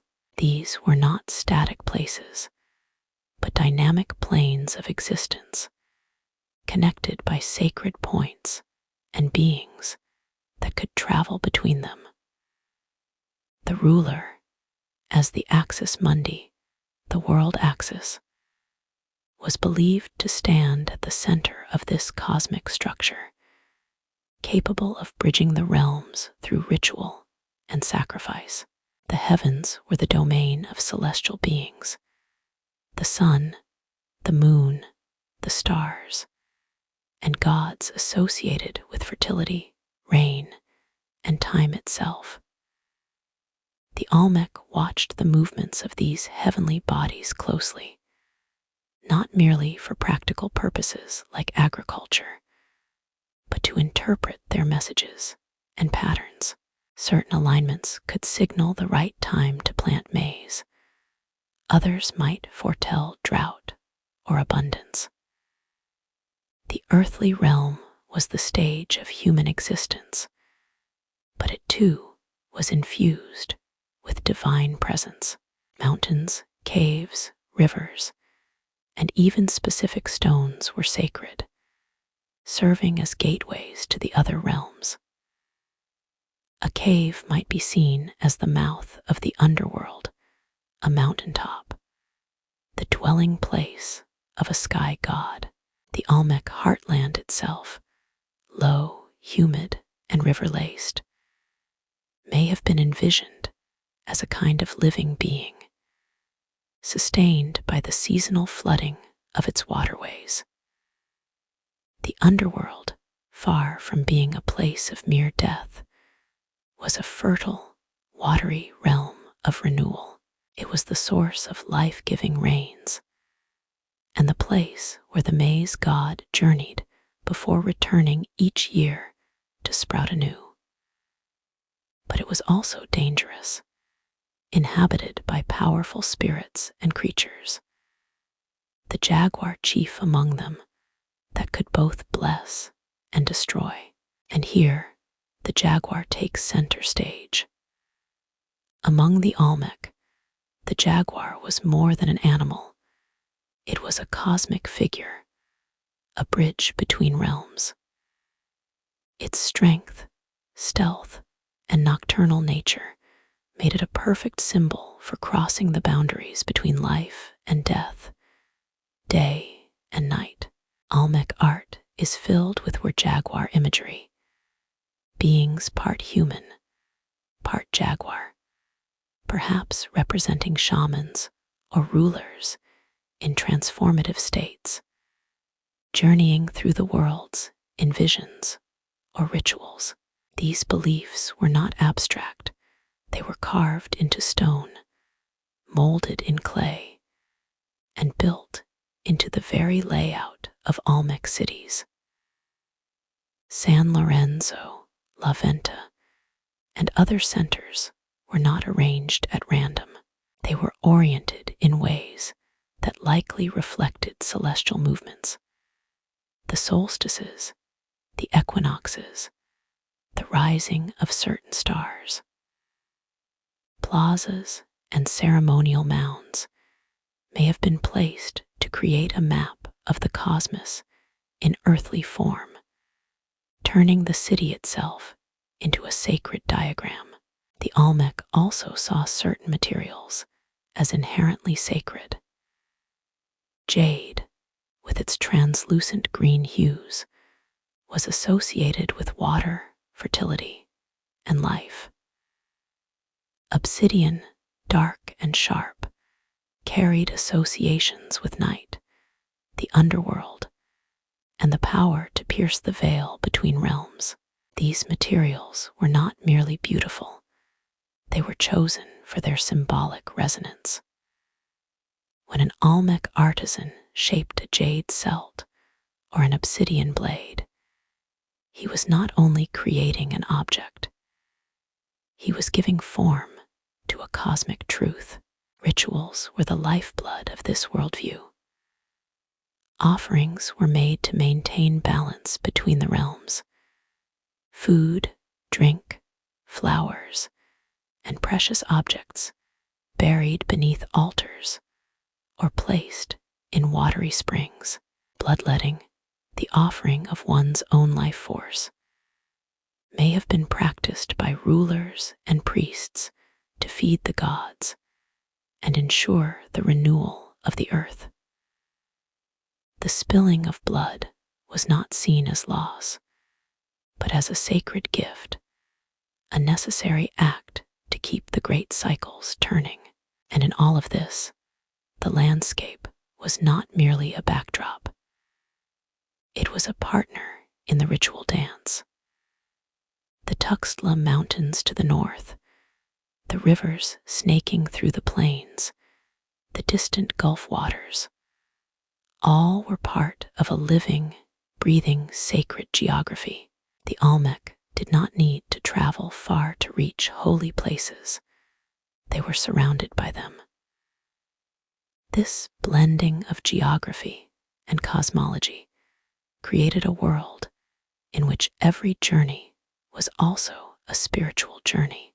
A trader carrying cacao to the coast passed by sacred springs where offerings might be left.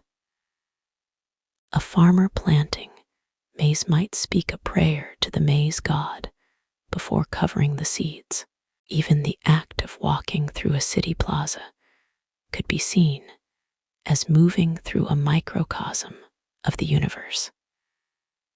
Such a worldview also meant that political power was inseparable from religious power. The ruler's ability to align himself with cosmic forces, to ensure rain, fertility, and harmony, was the foundation of his legitimacy. If the rains failed, the people might wonder whether the ruler had angered the gods. Thus, maintaining the cosmic balance was not just a religious duty, but a political necessity. The Olmec religious system was not frozen in time. Ideas flowed along with the goods of their trade networks, bringing new symbols, deities, and practices into the mix. Some of these would later evolve into central features of Maya and Aztec belief. The feathered serpent, the maize deity, the sacred ball game as a ritual drama of life, death, and rebirth. We can still see traces of this cosmology in the offerings, buried deep beneath La Venta's ceremonial mounds. Caches of jade celts arranged in patterns that seem to echo the four cardinal directions and the center point, a symbol of the ordered universe. To stand at such a site today, in the humid air and shifting light of the Gulf lowlands, is to feel the weight of those ancient alignments. The sense that the ground beneath your feet is part of a larger design, drawn by hands that saw no division between earth and heaven. Yet the Olmec world, like all worlds, was subject to change. The very cosmic order they sought to maintain would be challenged by forces they could not fully control: environmental shifts, political upheaval, the rise of other powers. But before that turning point, their religious cosmology stood as the invisible architecture of their civilization, giving form and meaning to everything they built, traded, and dreamed. And so, as we step forward in our journey, we will leave the sacred diagrams of their cities and turn to the life that beat within them, to the daily life and social structure of the Olmec, where farmers, artisans, traders, and rulers each played their part in the great cosmic story. If the temples, colossal heads, and ceremonial mounds were the bones of the Olmec civilization, then daily life was its flesh, warm, breathing, and full of motion. Behind the great monuments, the processions, and the rituals, there were people living out ordinary rhythms that together sustained one of the earliest great cultures of Mesoamerica. When we imagine the Olmec, it is tempting to focus only on rulers and priests.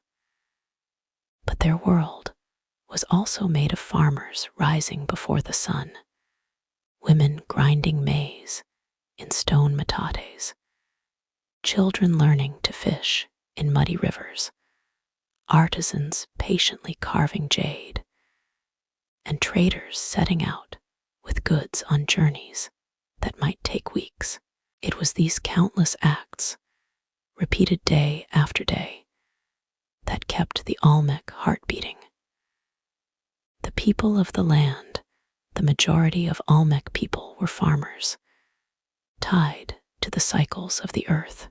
They cultivated maize as the foundation of their diet, along with beans, squash, manioc, and cacao.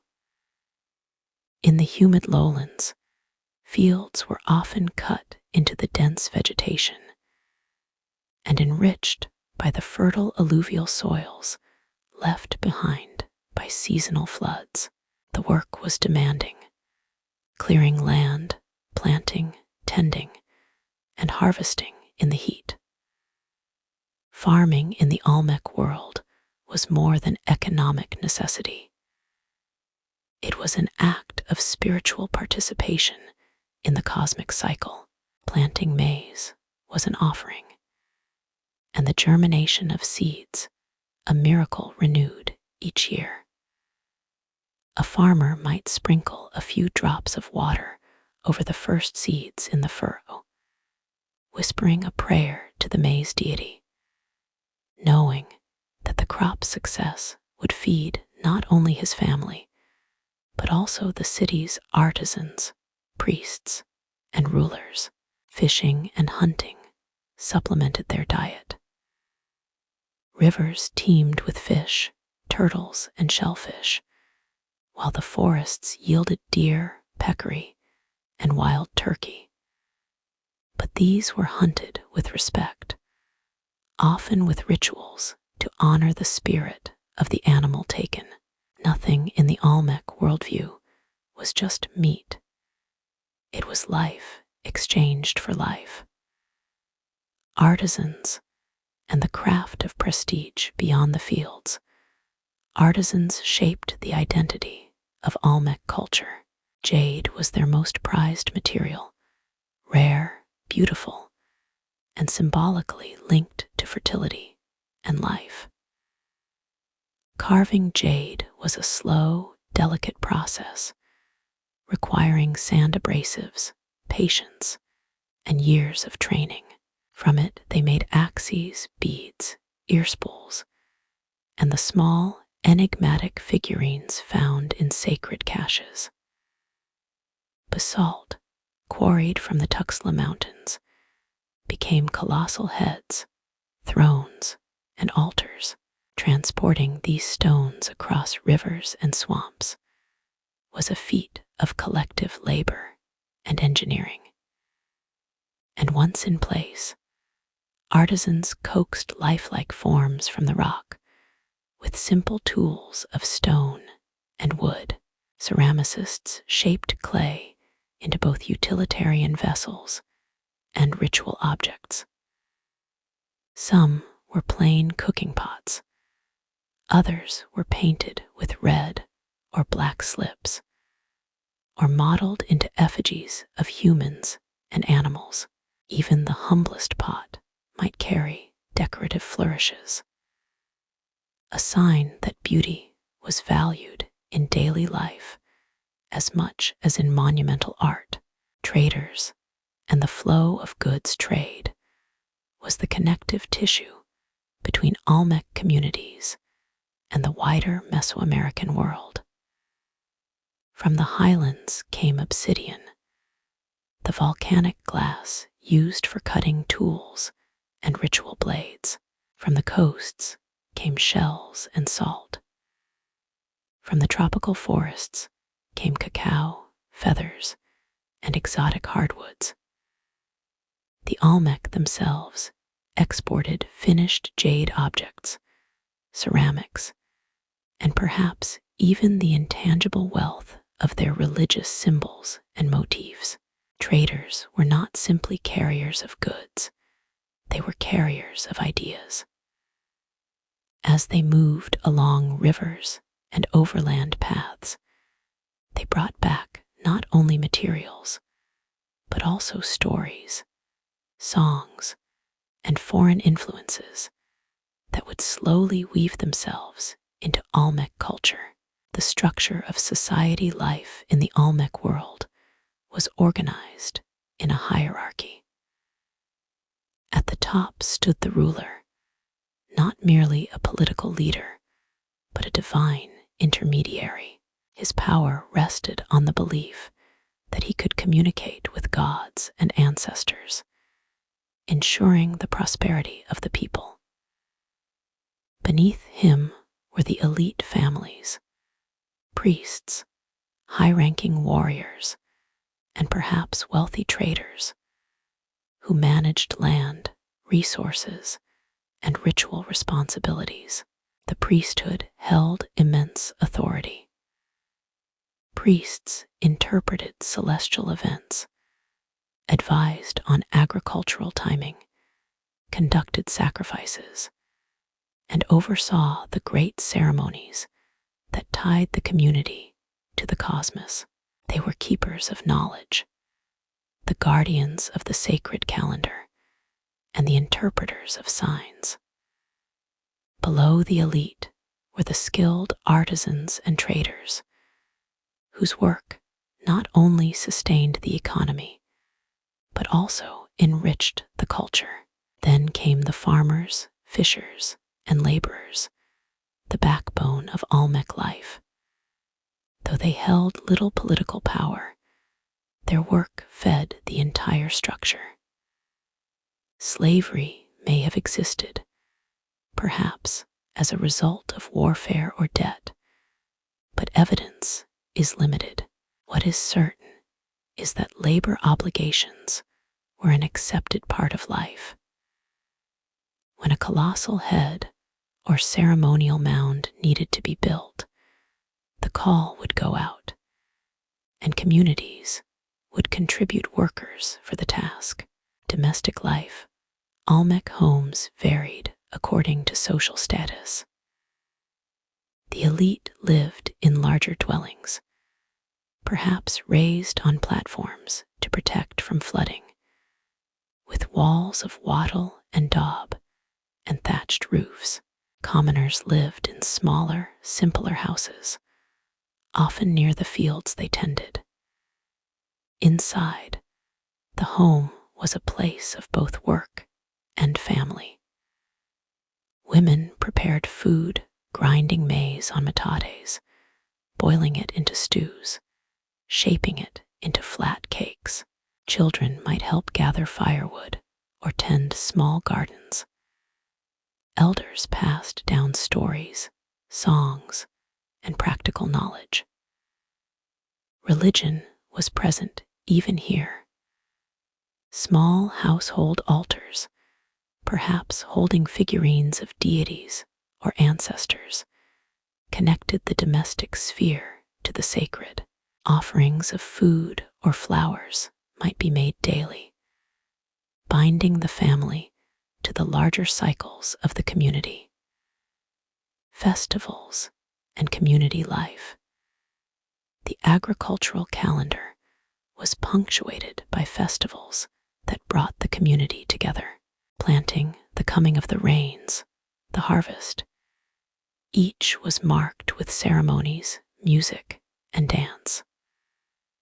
The ball game, played on special courts, may have been both entertainment and ritual, symbolizing cosmic struggles between life and death, light and darkness. These events reaffirmed social bonds. In the plaza, the ruler might address the people, priests might bless the fields, and artisans might display their finest work. For a few days, daily labor would pause, replaced by collective celebration. The rhythm of the year, the Olmec year, was not divided into months and weeks as we know them, but was organized by seasons and sacred cycles. The rising of certain stars, the position of the sun, the arrival of the rains, all these were signals for when to sow, when to harvest, and when to hold ceremonies. Time itself was a living presence, something to be honored, feared, and negotiated with. The human thread when we strip away the grandeur of their monuments. What remains is a community of human beings. People who laughed, argued, fell in love, taught their children, and mourned their dead. The Olmec world was not a frozen, distant realm. It was as alive and complex as our own. Its people moved through their days under the same sun and stars, facing the same uncertainties of weather, harvest, and health, all while believing that their actions were woven into the fabric of the cosmos. And yet, these rhythms of daily life were not isolated from the forces beyond their villages. As centuries passed, the Olmec heartland would face challenges from shifting rivers, climate changes, and the rise of competing centers. But before we reach the decline, there is still more to explore, particularly the art, symbols, and motifs through which the Olmec expressed their deepest beliefs. For it is in their art that we can hear their voices most clearly, even across the gulf of time. To understand the Olmec, One must learn to read the language they left behind, a language not of words, but of forms, patterns, and symbols. They carved their beliefs into stone, shaped them in clay, and polished them into the gleam of jade. Their art was not mere decoration. It was a conversation with the unseen world, a visual theology meant to bridge the gap between human life and the vast, mysterious cosmos. The colossal heads, faces of power among the most striking creations of the Olmec, are the colossal heads, monumental basalt sculptures, each weighing many tons and standing taller than a man. These were not anonymous portraits. Each face is distinct, with unique features, expressions, and headgear. The wide lips, flat noses, and strong jaws are rendered with an uncanny lifelike quality, as though the stone itself remembers the person it depicts. These heads are thought to represent rulers, immortalized in stone as guardians of their cities. To carve and transport such massive forms required immense labor and organization, underscoring the authority of those they honored. They were more than commemorations. They were statements of power, presence, and divine right. The word jaguar and the sacred animal world no symbol appears more often in Olmec art than the jaguar, but rarely as a straightforward animal. The Olmec often depicted a hybrid being, part human, part jaguar, with downturned mouth, almond-shaped eyes, and a cleft head. This word jaguar is one of the most enigmatic motifs in Mesoamerican art. Some scholars see it as a rain or fertility deity, linked to the jaguar's strength and the life-giving storms. Others think it symbolizes the transformation of shamans during spiritual journeys, the moment when human and animal identities merge. Whatever its precise meaning, it reflects the Olmec belief in the permeability of the boundary between the human world and the realm of spirits and gods. The jaguar was not alone in this sacred bestiary. Birds, serpents, and crocodiles also appear in Olmec carvings, each carrying symbolic weight.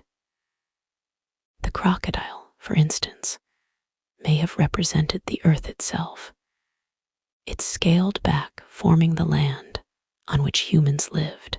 The serpent could signify water or the underworld, while birds often embodied the sky and the celestial realm. The cleft head and the maize god, a recurring feature in Olmec art, is the cleft or notch in the head of a figure, sometimes human, sometimes supernatural. This may represent a sprouting maize plant, connecting the figure to fertility, agriculture, and sustenance. The maize god himself appears in various guises, youthful faces with smooth features, often adorned with maize imagery. In a society so dependent on agriculture, the maize god was both provider and protector, the heart of the Olmec cosmology, ensuring that the cycle of planting and harvest continued unbroken. Small figures, great meaning, while the colossal heads dominate the public imagination.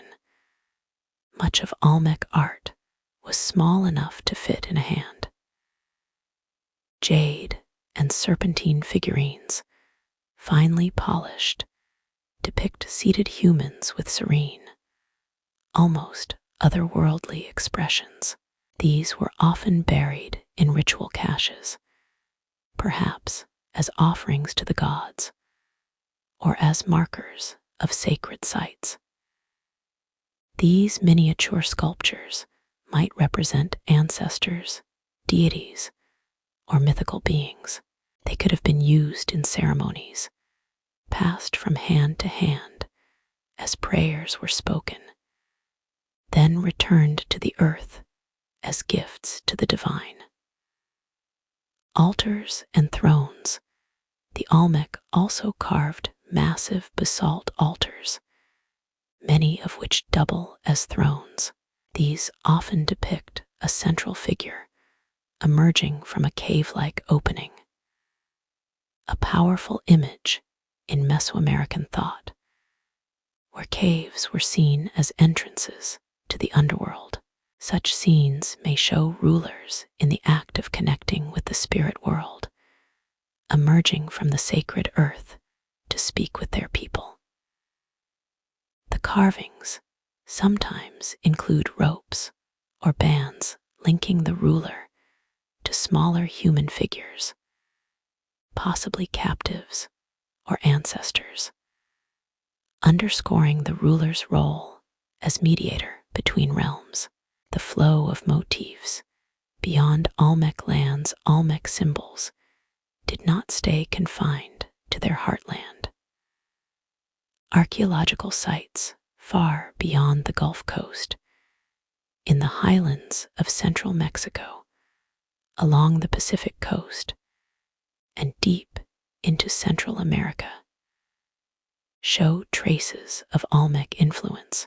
The cleft head, the word jaguar, and certain patterns of ceremonial layout appear in distant places, carried by trade, migration, or shared ritual practice. In this way, the Olmec acted as cultural seed bearers, planting ideas that would take root in civilizations yet to rise, the Maya, the Zapotec, and others. Color and paint. The lost layer of meaning today, we see Olmec art mostly in shades of stone, but in its time, much of it would have been painted. Red cinnabar, black charcoal, white lime, and other pigments brought their carvings and sculptures to life. The color was not merely aesthetic, it had symbolic meaning. Red could signify life, blood, and power. White might evoke purity or the sacred. Black could represent the underworld or night. Over time, these colors have faded away, leaving us only with the bare stone, the skeleton of the original vision. Reading an Olmec worldview through art through these symbols, the Olmec communicated a worldview in which the universe was layered and interconnected. Sky above, earth in the middle, underworld below, each linked by sacred beings, animals, and deities. Humans, through ritual and rite action, could move between these layers, or at least send their prayers and offerings through them. Every motif was part of this map. The jaguar did not simply hunt, it prowled the border between worlds. The maize god did not simply grow, he embodied the cycle of life and death. Even the colossal heads, rooted in the soil of the plazas, stood as eternal witnesses to the link between human authority and divine will. A silent but living voice standing before an Olmec carving. One feels both the clarity and the mystery of their art. The forms are precise, confident, yet layered with meanings we can only partly reconstruct. They speak across 3,000 years, their voices muted but not lost. And as the Olmec heartland thrived, these symbols were not static. They evolved, adapted, and spread, until the day came when the centers of Olmec life began to wane, and the monuments were left to the forest's slow embrace. But decline does not mean disappearance. In the next part of our journey, we will follow the final centuries of the Olmec, their fading political power, the shifts in their lands, and the legacy they carried forward even in absence. Civilizations do not vanish in an instant. They fade like the last glow of a setting sun, slowly, almost imperceptibly, until what remains is shadow, memory, and the lingering warmth of what once was. So it was with the Olmec. For centuries, they had been the pulse of Mesoamerica's Gulf Coast, their rulers commanding the building of colossal heads, their artisans shaping jade into sacred symbols, their priests weaving the threads of human and divine into an unbroken tapestry of meaning. But by around 400 BCE, the once bustling ceremonial centers, San Lorenzo, La Venta, Tres Zapotes, began to lose their vitality. The plazas where rulers addressed their people grew quiet. The altars that had served as thrones sat unused, their carved faces staring into an empty horizon. The reasons for this decline are not written in stone. Instead, they must be traced through the faint clues left in the earth, the patterns of broken pottery, the shifts in settlement, the subtle changes in the art itself, the weight of environmental change. Some scholars suggest that the rivers that had nourished Olmec life, bringing rich alluvial soil for farming, may have shifted their courses. The Coatzacoalcos and its tributaries, which had once carried traders and farmers to and from the heartland, could have flooded new areas or abandoned old ones. With such changes, the fertile floodplains may have become less reliable for sustaining large populations. Deforestation, too, may have played a role. To build their monuments and fuel their households, the Olmec would have cut vast swaths of forest. Over time, this could have led to soil erosion, reducing crop yields and forcing people to move elsewhere. Political upheaval. Others see signs of conflict in the archaeological record. Monuments deliberately defaced or buried, ceremonial centers abandoned suddenly rather than gradually. The colossal heads at San Lorenzo, for instance, were toppled and partially buried during the city's decline. Such acts could have been the work of rivals seizing power, or of the Olmec themselves in moments of ritual closure, symbolically ending an era. Power in Mesoamerica was never static. As one center waned, another could rise. Perhaps emerging powers in the highlands or along the Pacific coast drew trade and influence away from the Olmec heartland, weakening the authority of its rulers. The shifting landscape of trade. The Olmec had long been at the crossroads of Mesoamerican exchange. But trade routes are living things. They shift, twist, and sometimes bypass old centers entirely. As new hubs emerged elsewhere, the flow of jade, obsidian, and exotic goods may have thinned, depriving the Olmec elite of the wealth that underpinned their monumental building projects and lavish rituals.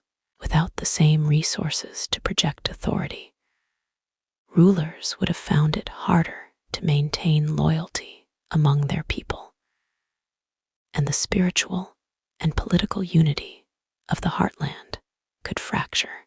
The last glow at Tres Zapotes, even as San Lorenzo and La Venta faded, Tres Zapotes endured into the late formative period.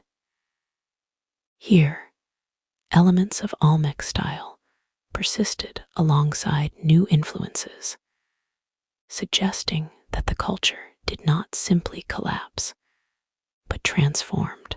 By around 400 BCE, the distinctive Olmec monumental tradition was giving way to other forms, yet the spiritual echoes remained. One of the most remarkable finds from Tres Zapotes is Stela C, which bears one of the earliest known long count calendar dates, a system that would later be perfected by the Maya.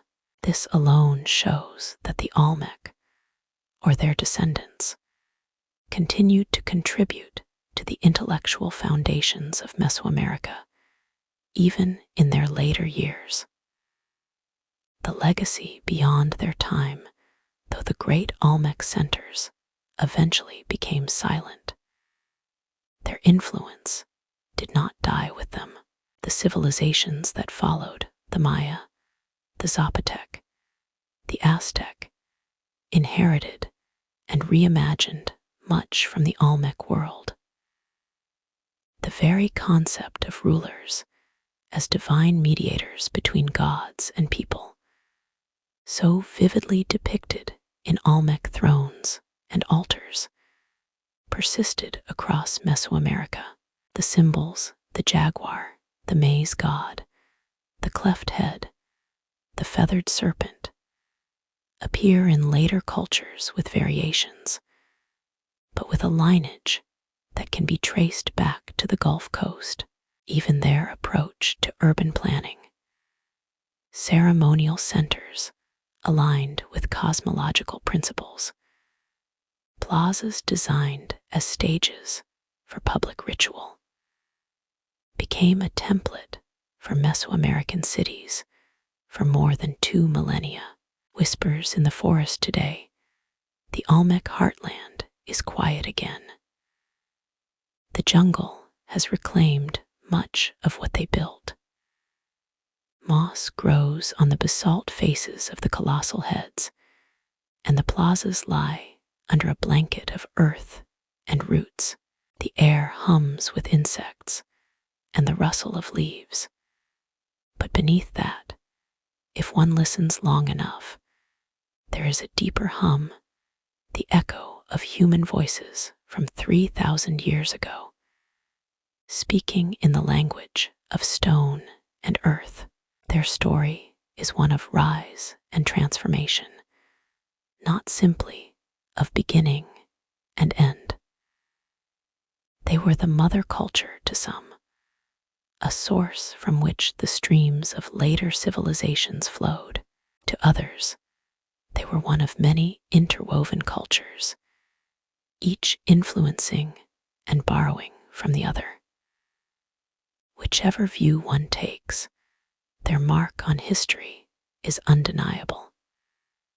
When we stand before one of their colossal heads, we do not see only the face of a ruler long gone. We see the ingenuity of a people who shaped their world with vision and purpose. We see the first flicker of ideas that would burn brightly in the cities of the Maya, the temples of Teotihuacan, the palaces of the Aztec, and perhaps, if we linger long enough, we sense that the Olmec never truly disappeared. They live in every glyph carved into Maya stele, in every maize god painted on an Aztec codex, in every ritual that honors the link between human and divine. Their decline was not an ending, but a transformation, one chapter closing so that others might be written. Now, as we reach the final chapter of our journey, we turn to the last piece of the puzzle: how we know what we know. In Section 15, Modern Discovery and Archaeological Insights, we will follow the explorers, archaeologists, and local villagers who uncovered the stones and stories of the Olmec, bringing them back into the light after centuries of silence. The Olmec lived, thrived, and faded from the stage of history centuries before the rise of the great Aztec Empire. For more than 2,000 years after their decline, their cities lay hidden beneath jungle growth, their colossal heads buried in the soil, their names unspoken by all but the whispers of local memory. It would take the curiosity, persistence, and occasional sheer luck of later generations to bring their story back into the light. The first glimpses the modern world first caught sight of the Olmec in the mid-19th century. In 1862, a Mexican traveler named José María Melgar y Serrano encountered a strange stone head in the town of Tres Zapotes, Veracruz. It was massive, taller than a man, with broad features and a helmet-like headdress. Melgar was astonished. He described it in a publication soon after, noting its difference from the art of the Aztec or Maya. But in an age when the study of ancient Mesoamerica was still in its infancy, his discovery stirred little wider interest. For decades, the head and its kin would sit quietly in their jungle settings, visited occasionally by locals or passing scholars, but not yet understood as the remnants of a once great civilization. The great unearthing at San Lorenzo and La Venta. It wasn't until the 1930s and 1940s that the full magnitude of the Olmec world began to emerge. Archaeologists, such as Matthew Sterling, working with the Smithsonian Institution and the National Geographic Society, ventured into the humid lowlands of Veracruz and Tabasco, guided in part by local knowledge, villagers who knew of the big heads and ancient mounds. Sterling and his team began systematic excavations. What they found astonished them: colossal heads weighing many tons, altars carved with intricate scenes, jade figurines buried deep beneath layers of earth. These were not scattered relics. They were the remains of planned ceremonial centers, rich with symbolism and monumental art, unlike anything seen before in Mesoamerican archaeology. At La Venta, they uncovered complex offerings, mosaics made of green serpentine blocks arranged into symbolic patterns, then deliberately buried. They found tombs of elite individuals, surrounded by precious jade and pottery. And they saw, again and again, the jaguar motifs, the human-animal hybrids, the cleft heads, clues to a belief system that predated and yet anticipated later Mesoamerican religions. A civilization without a name. One of the challenges in piecing together the Olmec story was that no written records survived to tell their own version of events. While the Maya and Aztec left behind glyphs and codices, the Olmec's own script, if they had one, remains largely undeciphered. A handful of symbols carved on monuments or pottery hint at an early form of writing, but the messages are still locked away from our understanding. This meant that archaeologists had to reconstruct their history from the physical evidence, the layout of cities, the style of art, the distribution of traded goods, the wear marks on tools, the layers of soil showing floods, fires, and abandonment. It was, and remains, like piecing together a vast puzzle with most of the pieces missing. The debate over mother culture, as more discoveries came to light, a great debate unfolded in the scholarly world.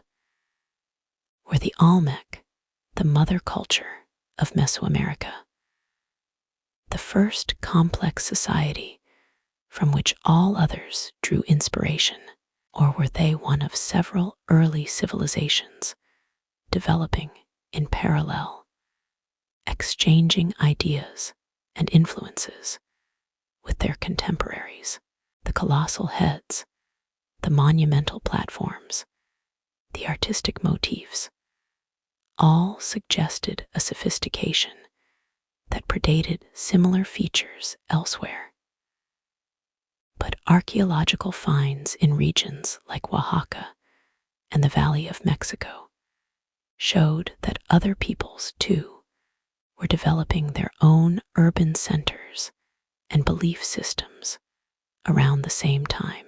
Today, many scholars see the Olmec as a foundational culture, deeply influential, but also part of a wider network of early Mesoamerican civilizations. Their legacy is not diminished by sharing the stage. Rather, it speaks to the richness of cultural interaction in the region. Technology meets the jungle in recent decades. New technologies have transformed our understanding of the Olmec. Aerial photography, satellite imagery, and most recently, LiDAR light detection and ranging have revealed the full scale of their cities and infrastructure. LiDAR, which can penetrate forest canopy to map the ground beneath, has shown that Olmec ceremonial centers were far larger and more geometrically precise than once thought. It has uncovered hidden mounds, causeways, and even entire settlement layouts stretching far beyond the known monumental cores. These revelations have reinforced the view of the Olmec as master planners, capable of organizing labor on a grand scale and aligning their cities with celestial events. The living connection, while archaeologists bring the science, it is the local communities who keep the Olmec legacy alive in other ways. In towns near the ancient sites, people still tell stories of the giants who once lived there, or of the powerful stones buried in the earth. Some modern indigenous groups in the region may be descendants, culturally or linguistically, of the Olmec, carrying forward traditions that, while transformed, still bear echoes of the ancient ways. Visitors to the Olmec heartland today can walk among the colossal heads, displayed in open-air parks in Villahermosa and Salapa. Standing before them, one can feel the same mixture of awe and curiosity that must have stirred Jose Maria Melgar y Serrano in 1862, the smooth basalt faces, the serene yet commanding expressions, speak across 3 millennia. The final reflection, the rediscovery of the Olmec, is not just the uncovering of a lost civilization. It is a reminder that the past lies all around us, sometimes buried, sometimes in plain sight, waiting for the right moment and the right eyes to see it. It also reminds us that history is never fully written. Even now, new finds are reshaping what we thought we knew about the Olmec. Each excavation, each analysis of a jade bead or a soil layer adds another thread to the tapestry. The Olmec began as a mystery. They remain, in some ways, a mystery still, and perhaps that is fitting. Their gods were beings of transformation, of boundaries crossed between human and animal, earth and sky, life and death. Their art, their cities, their very identity moved in the space between what is seen and what is unseen. And so, as we close this long journey through their history, perhaps we should leave them there, in that liminal space, not fully explained, not reduced to dry facts, but alive in the imagination. For in the end, the Olmec story is not simply about who they were. It is about how we, across the gulf of time, still feel their presence. In the stones they shaped, in the myths they sparked, in the questions they leave behind. The jungle may have taken their cities, but not their place in the human story. And as long as we seek to understand our beginnings, the Olmec will remain patient, silent, waiting for us to listen. If you enjoyed this journey into the ancient world, and it helped you drift into a calm, thoughtful place, I'd be grateful if you left a like, so more people can discover it too. Share in the comments from where in the world you're listening and what time it is there. I love imagining all of us connected across so many places and moments in time. And if you'd like more stories like this, where history flows slowly like a river, and you can simply close your eyes and listen, consider subscribing. There's so much more to explore together.